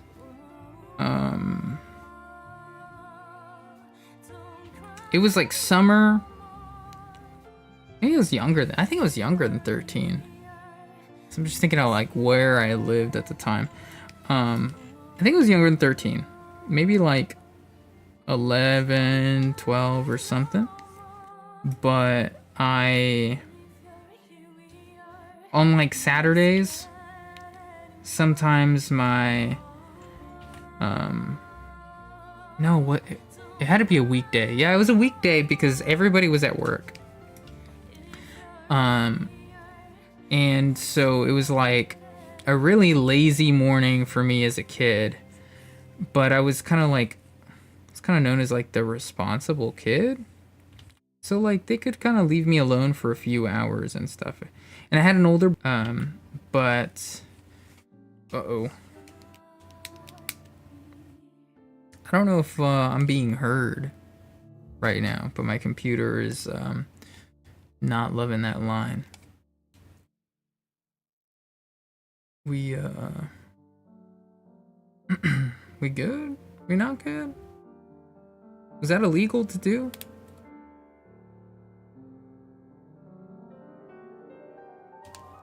Okay, alright. There we go. Being censored, of course.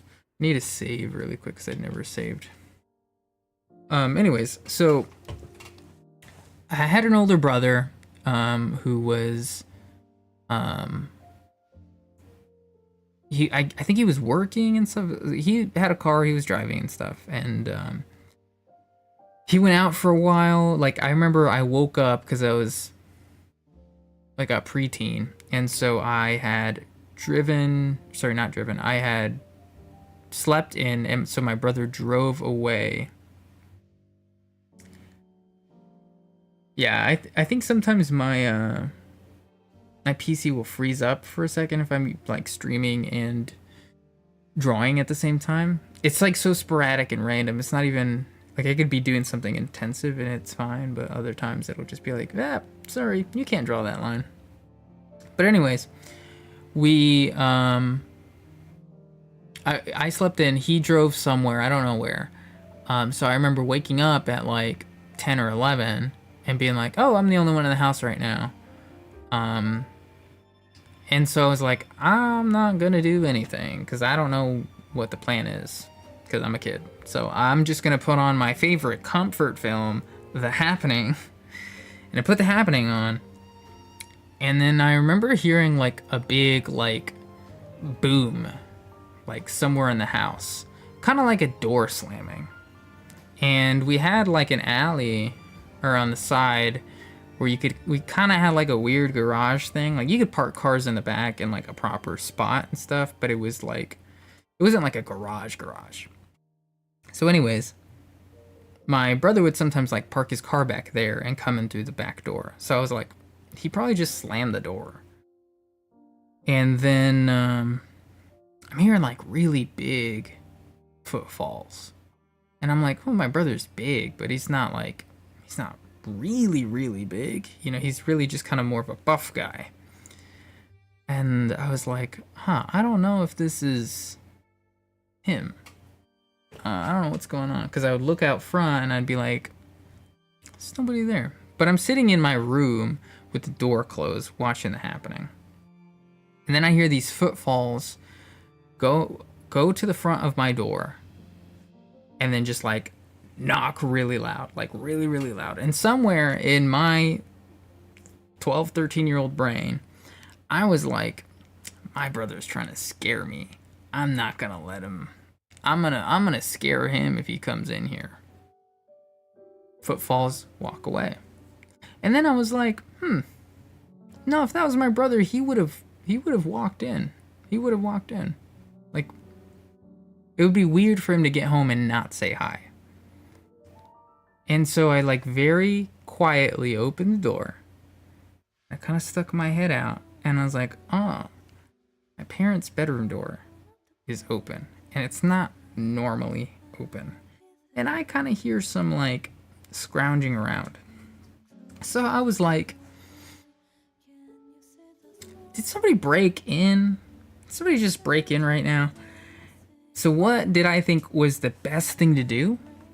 I was like, well, he was scared enough not to open the door where he heard a TV on. He knocked to see if there was anybody home, but this person didn't open the door. So I was like, my door's already open. I kind of stuck my head out. I didn't see anybody. So I'm going to open it farther. And I'm going to fucking slam it as hard as I can. And I slam this door. And then I just hear like the biggest footfalls just sprinting out the back door. And then at that point I was like, okay, thank God he ran away. But I was like, that might have been the dumbest thing I've ever done. Like that could have been really bad. So he runs away. And at that point I'm like, I should probably call my mom. I'm gonna call my mom. And my mom doesn't answer. Cause she's working. So then I'm like, let me call my aunt. Like I trust my aunt. She lives pretty close. I call my aunt. My aunt's like, oh, listen, I'm at work, but like, call your brother and like call the police. And so I do. My brother shows up and he sees that like the back door's been like kicked in and stuff. And he's like checking the whole house and he's got this like kitchen knife that he's like using and stuff. And he also has like a lead pipe too. And I'm like, where did you get a lead pipe from? I don't know. But anyways, the guy like ran away and left. He didn't really take anything. And like cops show up. They don't really do anything either because they're like, well, here's your report for your insurance or whatever. And then, you know, eventually my mom gets home after she finds out and stuff. And then they're like, so what happened? And I was like, yeah, so I decided to slam the door and it scared them and they ran away. And they were like, that is the fucking dumbest thing you could have done. And I was like, hey, listen. It worked. I don't know what to tell you. I don't know what to tell you. That's all I can say. But that was a real fun time. That was a real fun time. That house got broken into quite a few amounts of time. Not just that house, but like that neighborhood was not really the spot. Not really the spot to live in and raise a family, I'll tell you what. That was a bad line. But anyways, that was how I thought you should handle a break-in, I guess. It was pretty scary. I think I wasn't really scared during it, but afterwards I was like, damn, that shit just happened. That was dumb. That was dumb.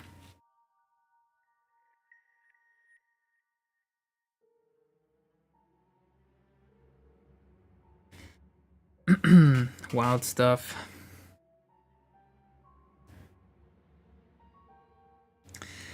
Yeah, you know, I was kind of just like, I'm glad that it was a dumb, probably scared, non-violent thief, because it was the right thing to do for him, but like, I really just looked at the odds and said, yeah, 10% chance this will work, and I was like, fuck it, we ball, and I went for it.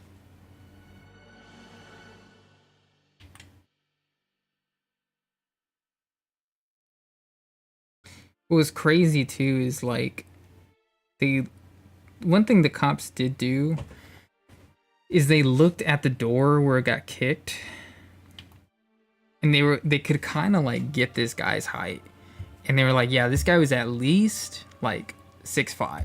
So I was like, damn, that was a big guy. That was a pretty tall guy. Because they didn't say he was 6'5", they said at least 6'5", because of how high his foot had to kick, or like how high his foot kicked based off of the height of the door. Like he kicked it up pretty high. Yeah. Don't break into my basement, okay? There's gonna be a horror movie playing. You're gonna be too scared to open the door, and then I will scare you away by slamming doors.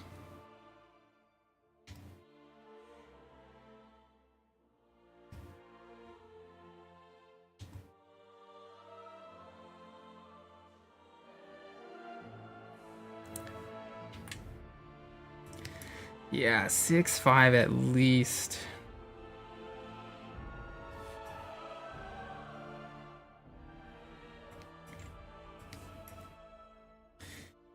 It's really wild. They build them that tall now. They build them that tall. Not me, though. Not me. I'm the optimal height, actually. A staggering 5'8". You impressed? I know. I know. I know.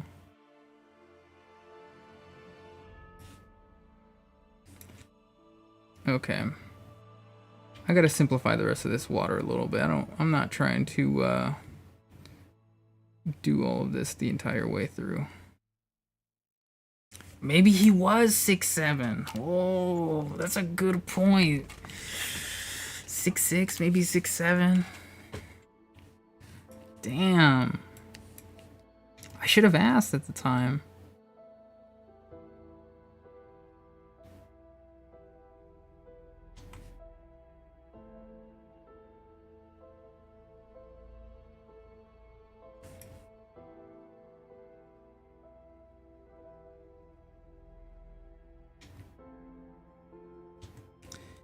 Man. Telling a cop a joke from 10 years in the future. You think maybe he was 6'7"?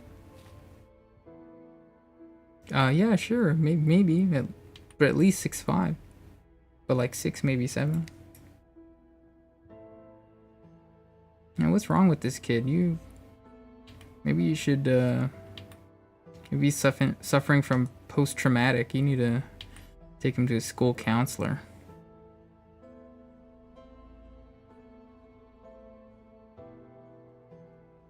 And maybe they should have, but not for that joke. Not for that joke.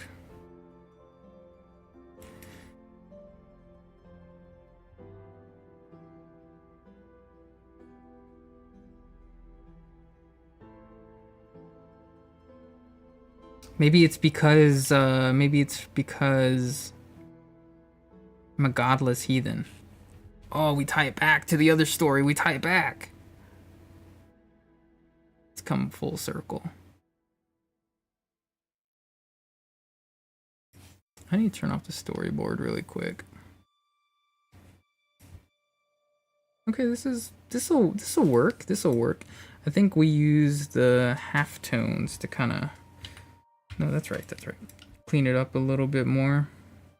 It'll make more sense, I think, once it's there. It's just my processes. Tell everybody. I know it's ugly now, but you're just gonna have to you're gonna have to trust me. It will be less ugly if I keep drawing, right? Maybe.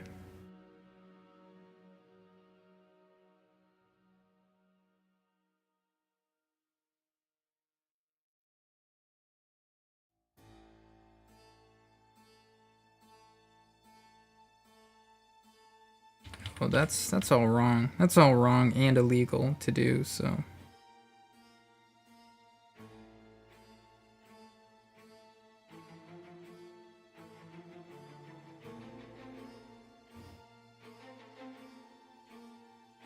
Wow. That's a game theory. I'll tell you what.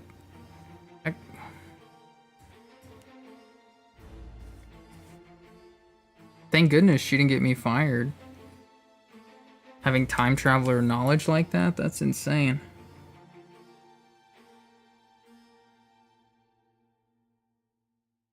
If you knock on the door and you hear the happening playing in the background and it doesn't open, you're in the right house. Okay. All right. No, that makes sense. And do I like kill this guy, or what do I do? No, you just, I don't know, like rifle through his parents' bedroom or something. I don't know. I didn't think this far ahead.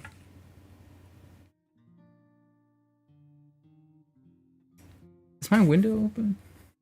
Neighbors probably think I'm just having a psychotic fit. What is this guy talking about? No, I think I've got some crazier neighbors. I have one neighbor. I don't know where, because like my main window kind of like faces a little courtyard area kind of thing, where like a lot of people's windows face this area. And there's just one fella somewhere in these like 5 floors. And I swear I think he's probably just a gamer. Because I've heard some gamers before. But this guy, just in the middle of the day, random times, not every day, some days, I have my window open, I'm just chilling, doing nothing, and then I just hear in the distance, fuck! And I'm like, that's my neighbor, dude. Yep, I know that guy. And every time that it's like the same fuck every time. It's the same, he says it the same every single time. And it's always like off in the distance, but I can hear it's loud enough that it's like that dude said it with his chest. And yeah, like my wife has heard it and been like, that's kind of scary, right? Like, and I'm like, honestly, I think somebody just like stole all his shit in Arc Raiders right now. I think that's what happened. Because he never says anything else. He never says, like, fuck you. He never says shit. He never says bit. It's always just one loud fuck, and that's it. You will never hear it twice in a day. So I'm like, I think he lost his loot, man. I don't know. I think he just opened his last CSGO case and didn't get a knife this time again. I don't know. It just sounds like a gamer that's upset, you know?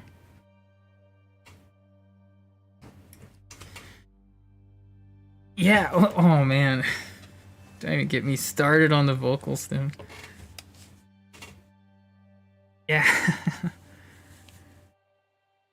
I've had my shit stolen in Arc Raiders, you know. I get the feeling. I know the way I feel when that happens. I think of that guy going, fuck. And I'm like, yeah, that's kind of it right there. That's the feeling. That's the feeling I have. I think maybe I just got more control over my diaphragm that I don't always say everything I'm thinking. I'm okay with swearing in my head. Just keeping the yelling to a minimum. But he's got to let the whole neighborhood know. But I don't know, man. I keep it to myself. If I'm a loser, I keep it to myself. I don't gotta tell everybody, you know? It's all good. Okay. I think that's we're kind of noodling now. So I'm gonna hit save. Got half tones to work on here. And then well, I guess regular tones first. We get the regular tone down in here. And then half tones and stuff. Yeah, I saw. I've popped into a stream one. I popped into a stream and immediately watched whoever he was playing with go AFK. And as soon as his friend went AFK, somebody came in and killed them both. And I was like, damn. That's how it be sometimes, huh, Brian?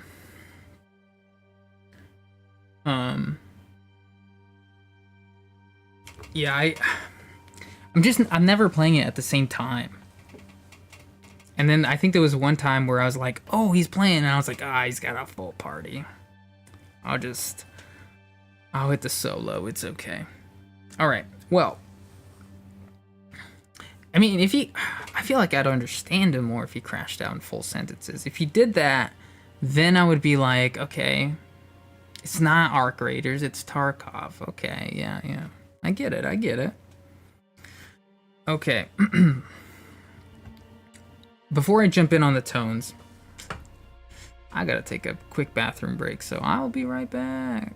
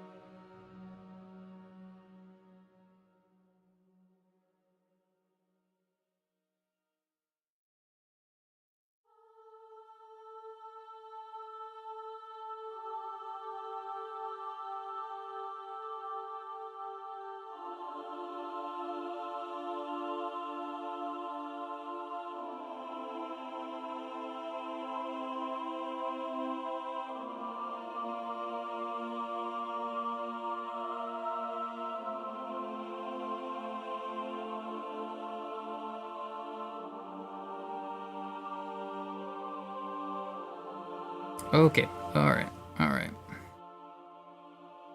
Gotta put my glove back on.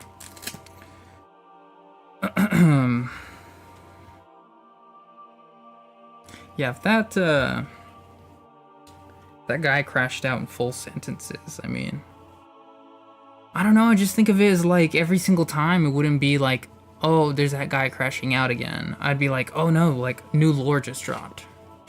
What did he say? Did you catch that this time? I don't know. I don't know, it could be interesting. Oh, I hate it every time I turn off the details. Oh, I hate it so much. Okay, so... Wait, hold on. Hold on, what is this? Okay. All of this, all of that, right? Maybe. No, not all of that. Maybe just this? Yeah, I think just that. All these spots, maybe his gums. He's got like a bit of dark gums. Want to move a little quicker. So I'm done at a reasonable hour. Also, I need to turn on a light. It's so dark in here.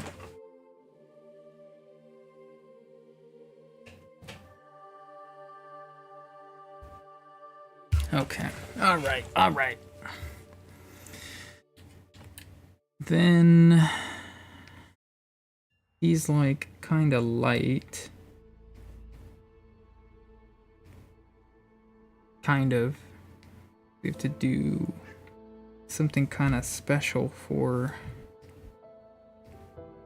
the like dark top half. What did we say? I think 20. I think it was the lightest it could be.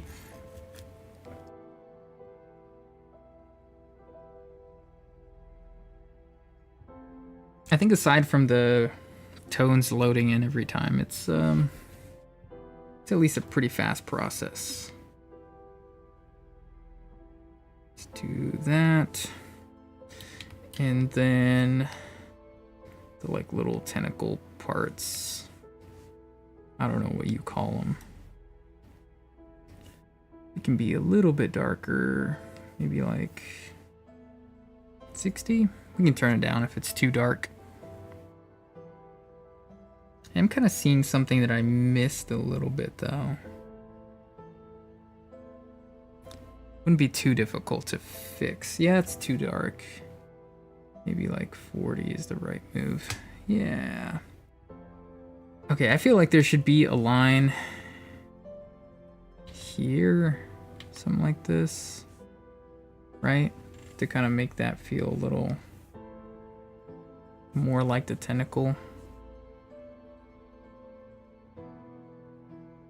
That's good enough for me.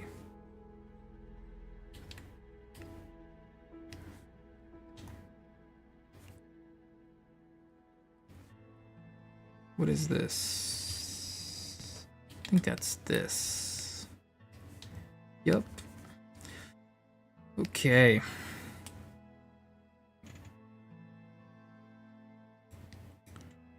Think we fill in the water. Just 2 spots for that, and then we can fill in the background as a pretty light texture. And then what are we missing?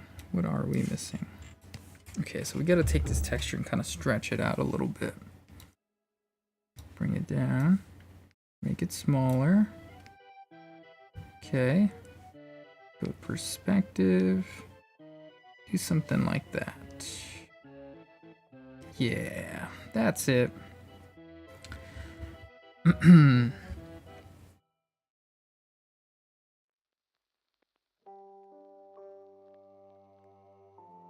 Yeah, I think I'm gonna start picturing that guy crashing out and yelling fuck as like he's doing this, but he's pointing at the monitor, you know? He's like very upset. That's just what it is.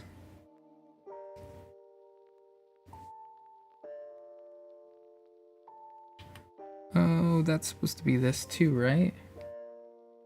But I didn't fill it in. That's a nice part about this, is it points out all of your mistakes. Should be a pretty easy fix though. I think we go in here. We go like that. And we go like this. We can erase all of that and fill it with you instead.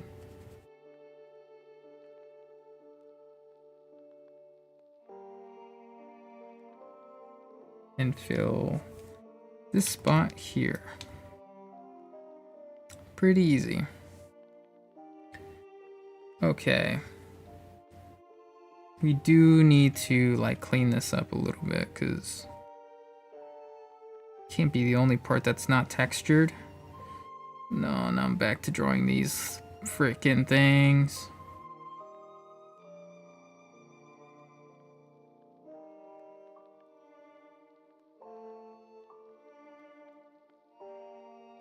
Okay, that's fine.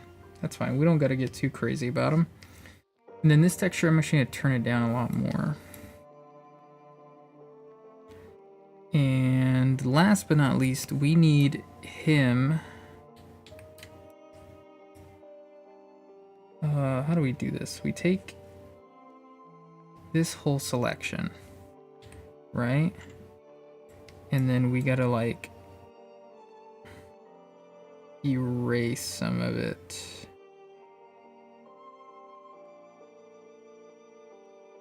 Let's do that.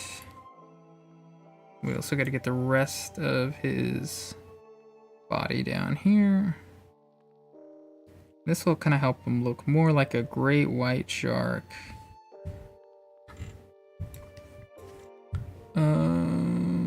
Is that good? That's good? Yeah, that's good. What does it add, like... Does it add 40? Add 60? I don't remember. I don't remember.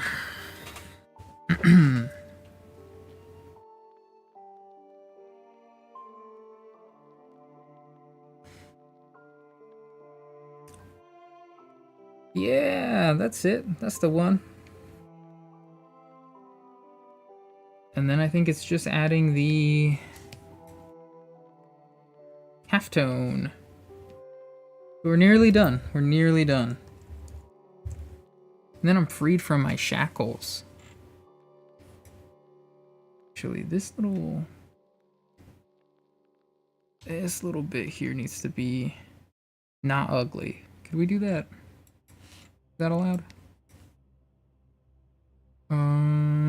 Halftone. Let's go to my halftone brush. Let's do it.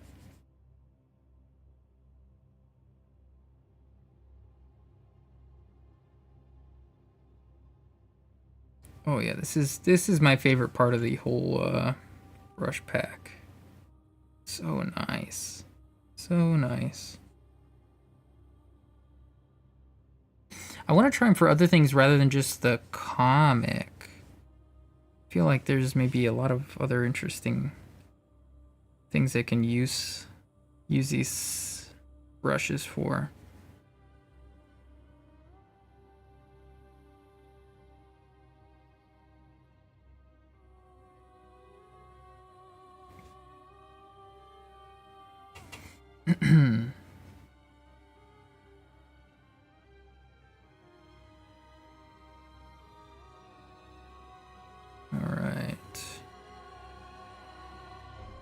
Actually, maybe we just fill this in too.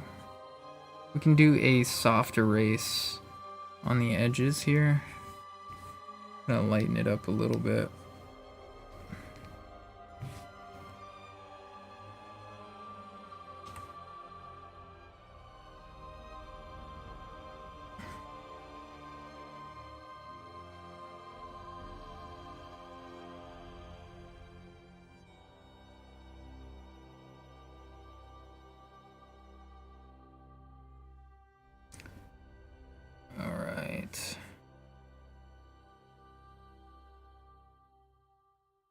will say I think they needed a tiny little bit of tweaking to get it exactly the way I wanted it to, but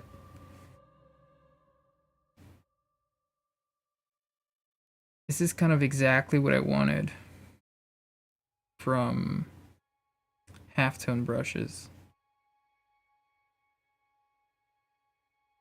I thought I'd just never like be able to get them the way I wanted to, so I just used the texture instead of a brush.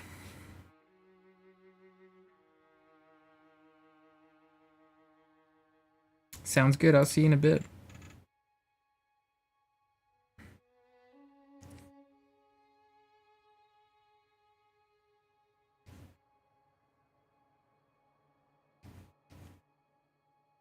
Oh man, I just remembered what's for dinner today. I'm now very excited. Auntie Basement's famous salmon.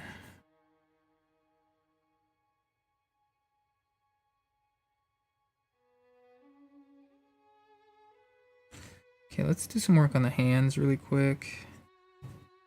Some of this water as well. Be able to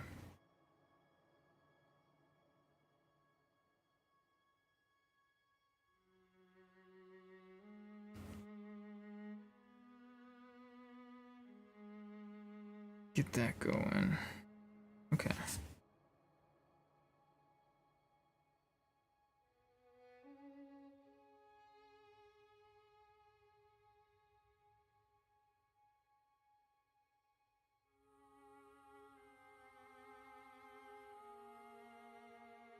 Alright, sorry, gotta answer something.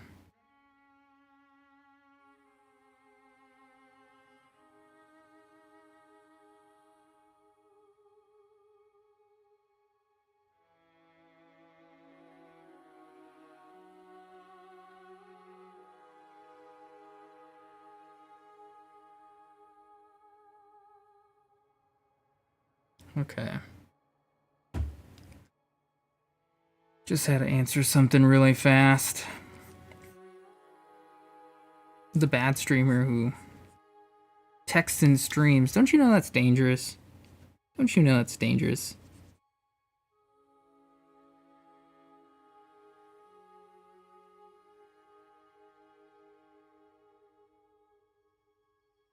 I've been hearing so much more of this music recently too. Since playing Bloodborne again.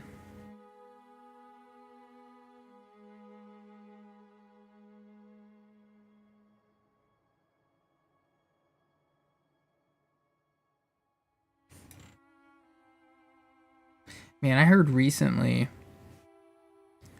there was like some woman who donated like I think it was like $100,000 to her favorite streamer, and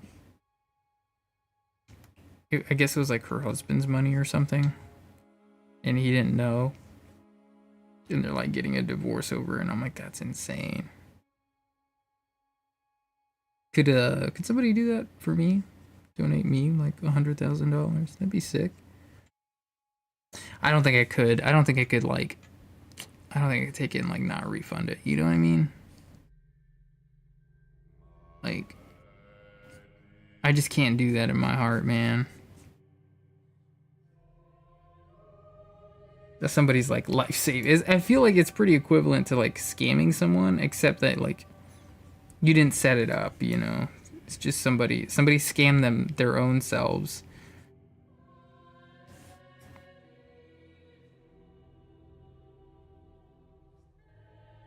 Regardless, though, if you know if there was somebody with a spare $100,000 had nowhere to put it, I've got two pockets. I got two pockets. I'd be happy to make proper introductions. You know, I don't know. I used to like Uncle Baseman, and then he sold out for money.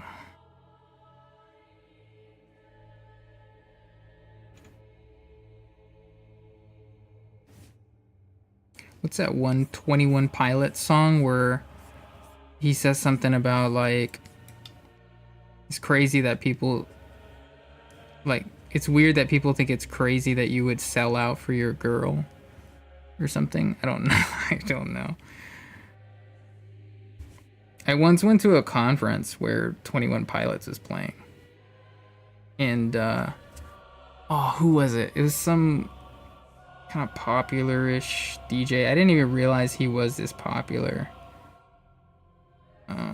Some DJ. I think he's like an Asian DJ with like long hair. He was like playing too. And I only saw a little bit of him because he's kind of like out in the open. But I guess like 21 Pilots, you had to get into some venue or something. I don't know.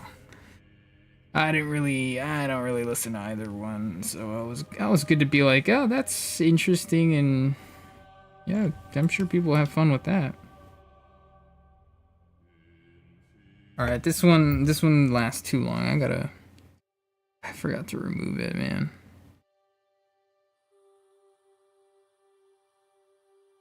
Okay. But the transition from this soundtrack to the next, though, ooh, I already talked enough about it, but it's pretty good. It's pretty good. It's pretty seamless. You don't even notice it's happening until it's happening.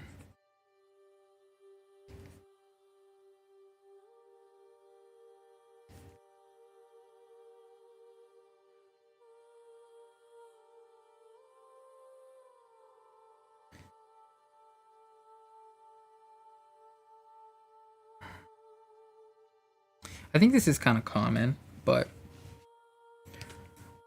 I am one of those people that like loves a good granola bar, and I can kind of eat a granola bar like every day if I really want to.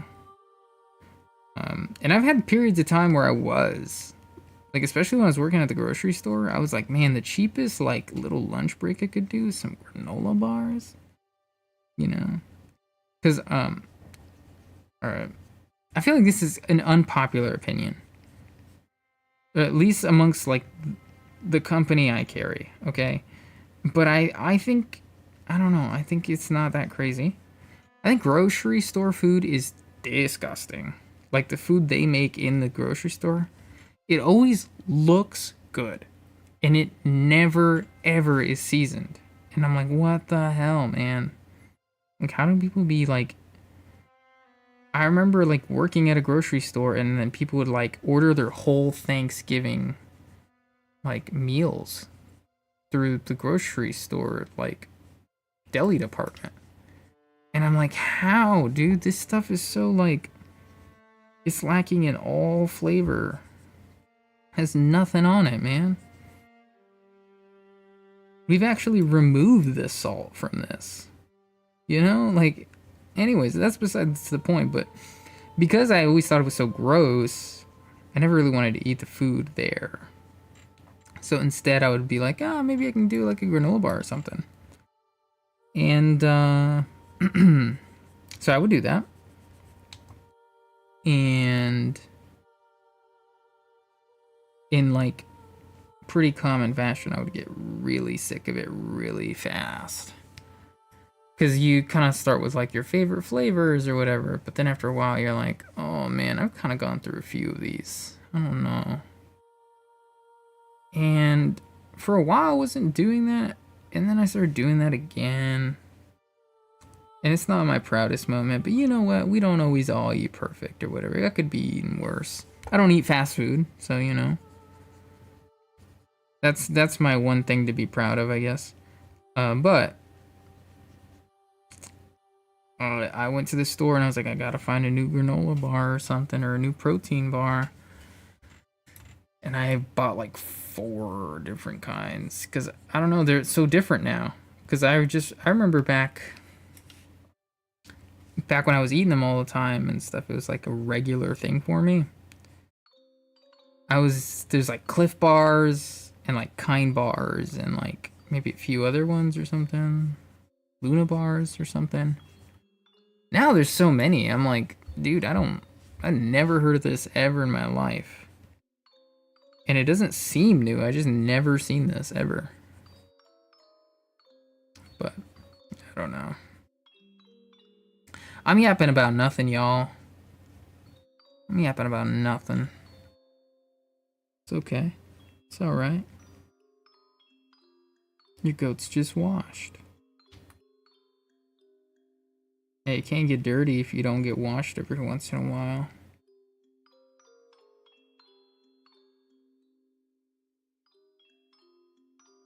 Okay. Oh, I just realized that that's happening. Where else might that be happening? I think only there. The speed lines are going over the tentacles. Welcome back. Welcome back.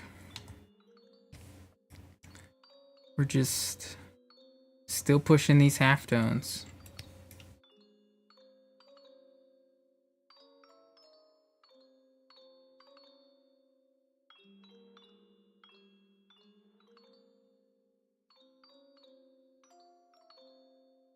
Talking about how I'm washed. I've said everything I came to the stream to say in mind. Now I gotta talk about drawing? What the hell? What the hell? What is this, an art channel or something? More like a fart channel. Am I right? Got him. That's been my repetitive gimmick. Is anytime I can replace a word,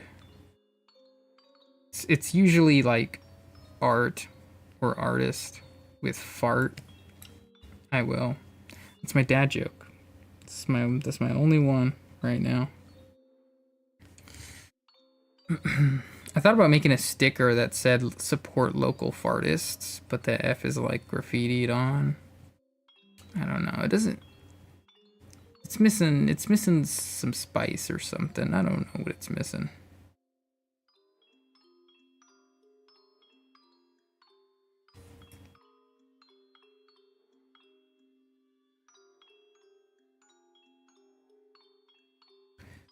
I gotta let that one like sit in the oven a little longer. I don't know. Thank you. I like to think so myself. I like to think so myself. I pride myself in my fart work.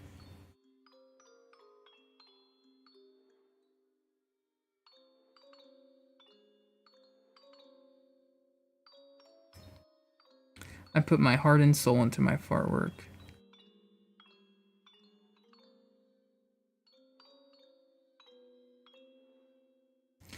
I think where it's most appropriate to use is like when talking about AI. AI generated fart. AI fartists. Yup. I said it.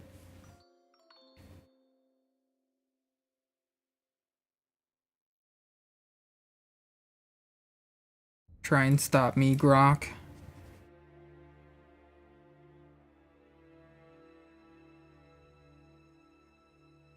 Okay, alright, alright. Gotta stretch out my hand a little bit. He's coming together. He's coming together.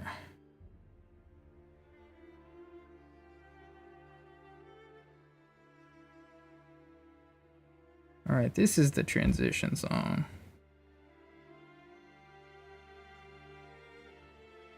Man, when I heard this for the first time and I put it on the playlist, I was like, damn, I'm cooking. I could be a DJ. I'm telling you right now. I just put two completely different soundtracks together. You just gotta trust. You gotta trust. You're telling me you put the Bloodborne soundtrack into the Subnautica soundtrack? Yes, sir. Oh man, yeah, that's a video I would click. Actually, delete that comment right now. I'm about to make a video.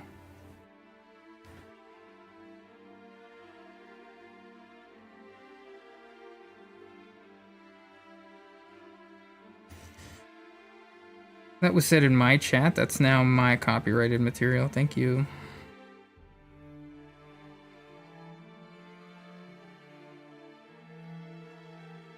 Grok, write a script about AI fartists.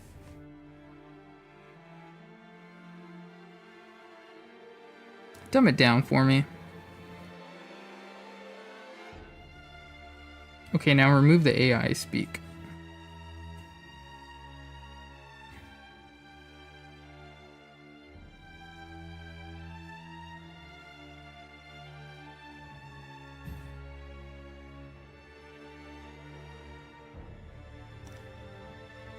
Okay. I think we just got to do a little work on the water.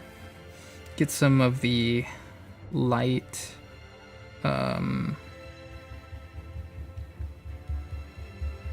halftone. There we go. I can speak. And I think we're pretty much set. Maybe some highlights in here. I guess there's also text as well. I gotta put in, but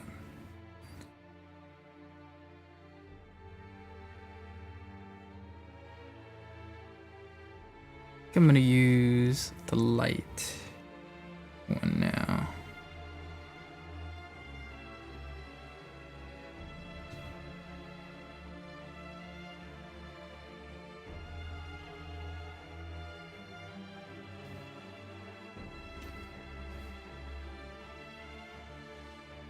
I think I saw something, I don't know how legit or real it is, but some articles about AI art actually reaching its like theoretical limit, that it might not be able to get much better.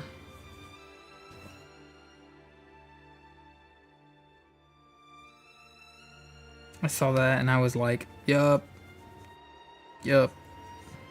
that's sick. Oh yeah, it's Kitty's dinner time here in a second.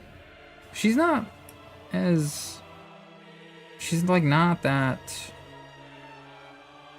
She's not bothering me, which is a little less typical of her to do. She's usually by this point like pawing at me and meowing, so I think I've got time to finish up this panel. Just as long as I feed her before 5. I know, it's pretty rough already. It's pretty rough already.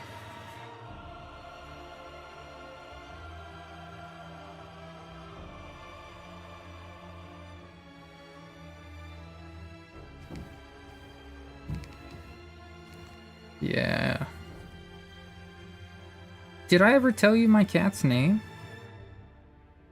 Her legal name is Malice the fucking Death Dealer. That's my cat's name.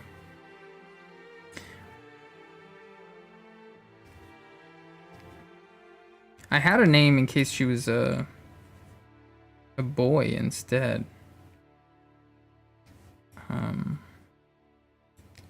Which was Spite World Butcherer.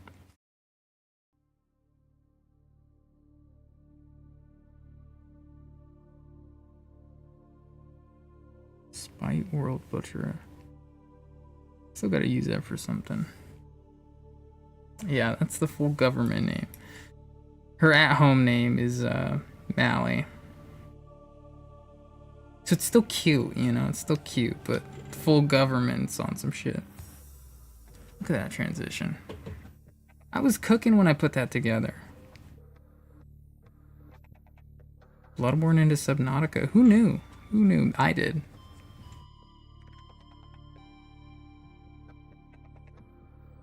Telling you, next big DJ right here. You're looking at him.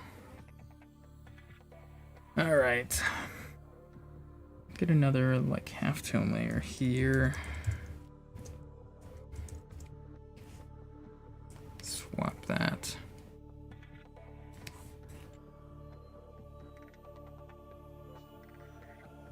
See how this looks.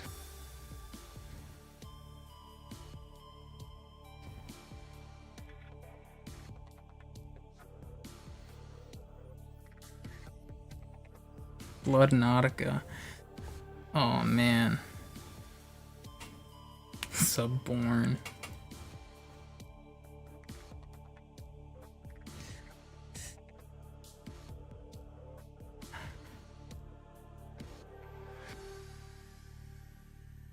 Fear the Reaper, I guess. I don't know. I was trying to think of some like Fear the Old Blood, but I don't know if Subnautica has like a good catchphrase like that.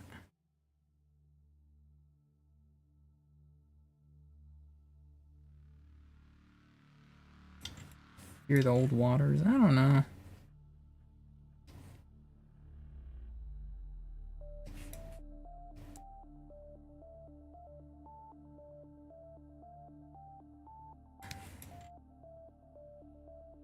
I think this is looking like good water. I've never tried doing it this way. I'm just experimenting. Oh, great. I'm glad I just said that and read your comment because I was like, I don't know. Is this looking right? And then you're like, yeah, it looks great. All right. Question answered. Thank you. Thank you. Artist resolve falters for a second. Coming into the rescue.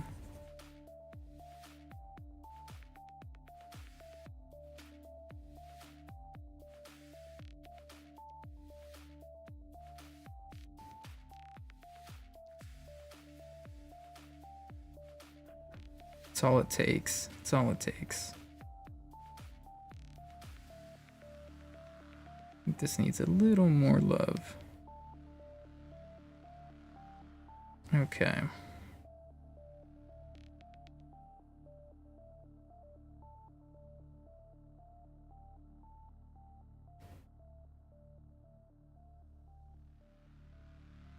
I think I might want to do a little bit of something for those teeth. Okay, I'm glad to hear that. Never tried doing it that way. But I was like, what if we do that? Because I didn't really love the way I would do it before.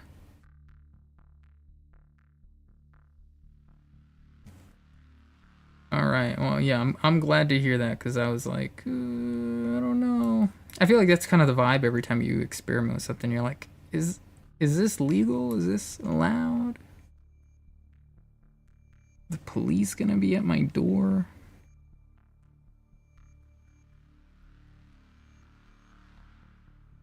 Officer, right over here. The fartist is over there.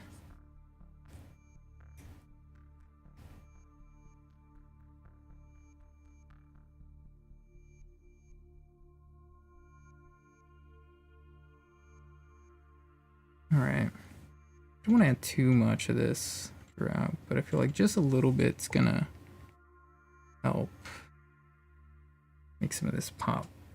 Okay. Alright. That's cool. That's cool. He's got a big text bubble where he's yelling at his monkey. Ah. Hands are together. Cuff 'em, boys.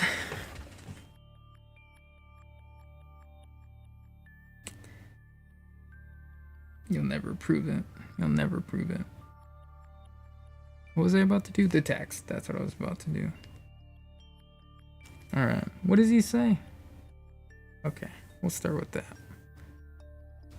Alright. Oh, no. You're looking at me now. Hi. You want to hang out? Come on. Do you want to come hang out? No? Come on. No, you're hungry. I'm almost there. I'm almost there. I promise. I promise.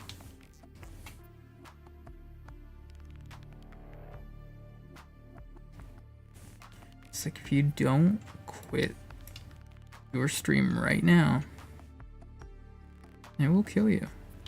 And she will. She will kill me.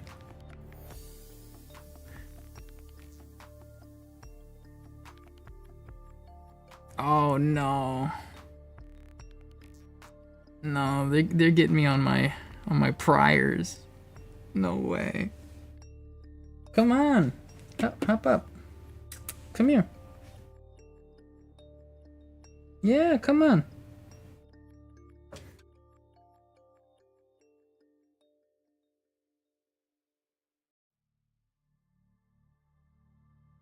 Come here. Come here. Okay, no, she's running away now.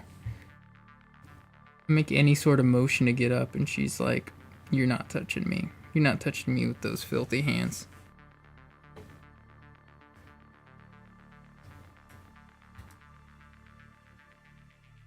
She's good. She's good. She's at work right now. But she's doing all right. She's doing all right. I think she's been hanging out with some coworkers a little bit more. Well, I have too. I've been hanging out with them as well. I think that's helpful. I think it's been helpful.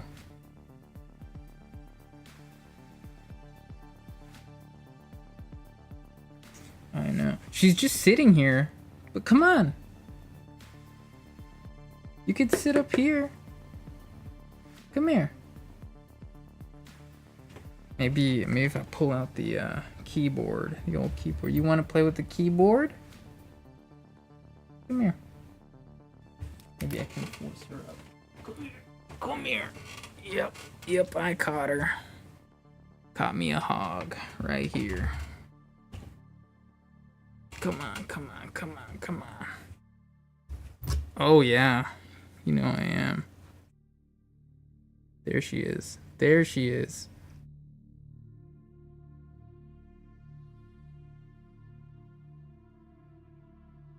You want to say hi? Yeah.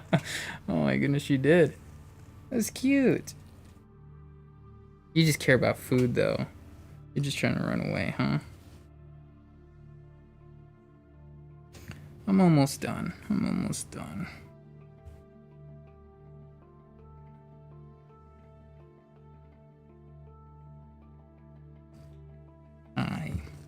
Hi, sweetie.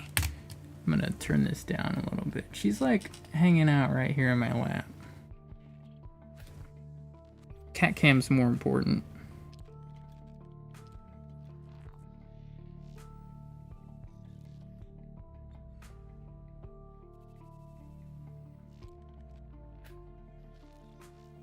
Yeah, I could see it on OBS, the little.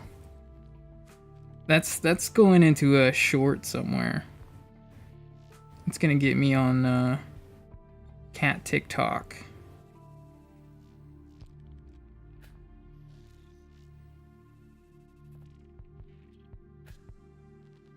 You're being so good. You're being so good.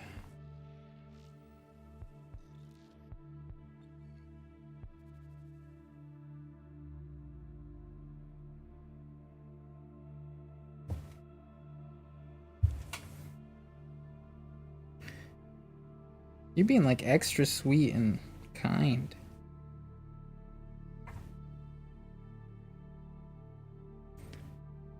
I have to type, but I don't want to type now. Maybe, how do I do this? Ooh, is it time for you to go? Are you exploring?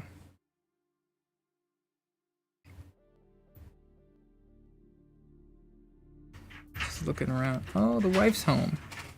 No, she's running. I'll be right back. Give me 1 second. I'm gonna turn this up in the meantime.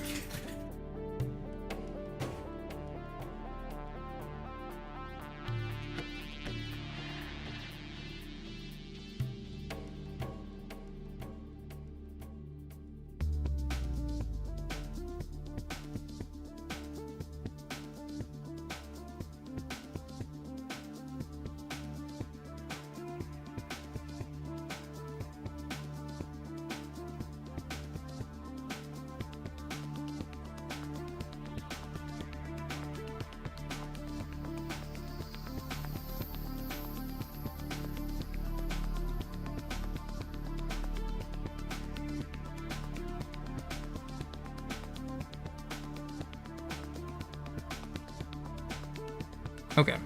All right. Okay. So I'm gonna finish up this text since that's the last bit that I have to do. And I think that's gonna be it for me, but let's see. Okay, alright. Alright, he speaks like an upset CEO. If Starscream became a CEO.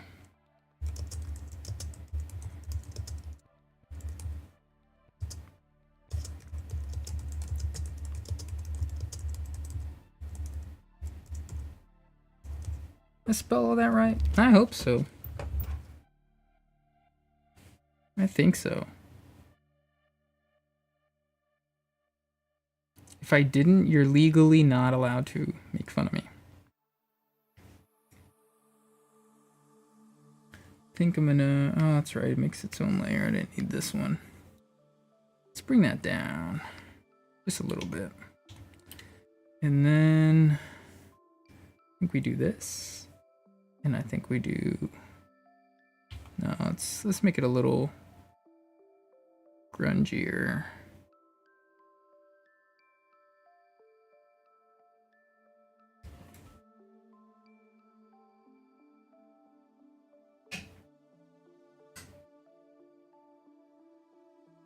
Maybe we move the text a little bit up again. I think that's all right. Let's move this down just a little bit. And then we'll bring this bubble back up. And then we can attach them just like that.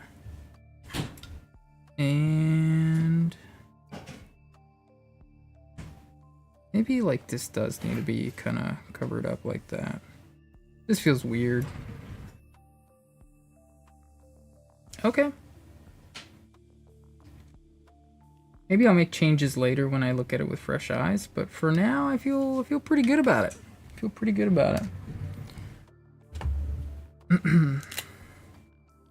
But that was a fun panel to work on. I really like doing these ones here. And what felt even better about whenever I made the storyboard of this one is every once in a while I'll use a reference, or like sometimes, like, oh, I think it's actually on this page maybe. Yeah, this one here, this bottom right panel is like a One Punch Man reference. This is a panel where Saitama is punching like that. So sometimes I'll just take a reference of something, or I will take an actual manga or comic panel and do kind of like a swipe, kind of as a reference to the actual thing. And I try to make it obvious, but it felt good to do this one without even having to like look up a reference of a shark or of water or this pose, because it is a little bit foreshortened, and I was like, you know, it's not perfect, but I did pretty well for just winging it, going in blind. But all that being said, come here. That's it for me. I'm gonna hang out with the wife and probably won't do anything on stream for a couple of days. Probably Saturdays when I'll be back. So some videos will go up in between now and then, so see those. But yeah, thanks for hanging out. I will see you later.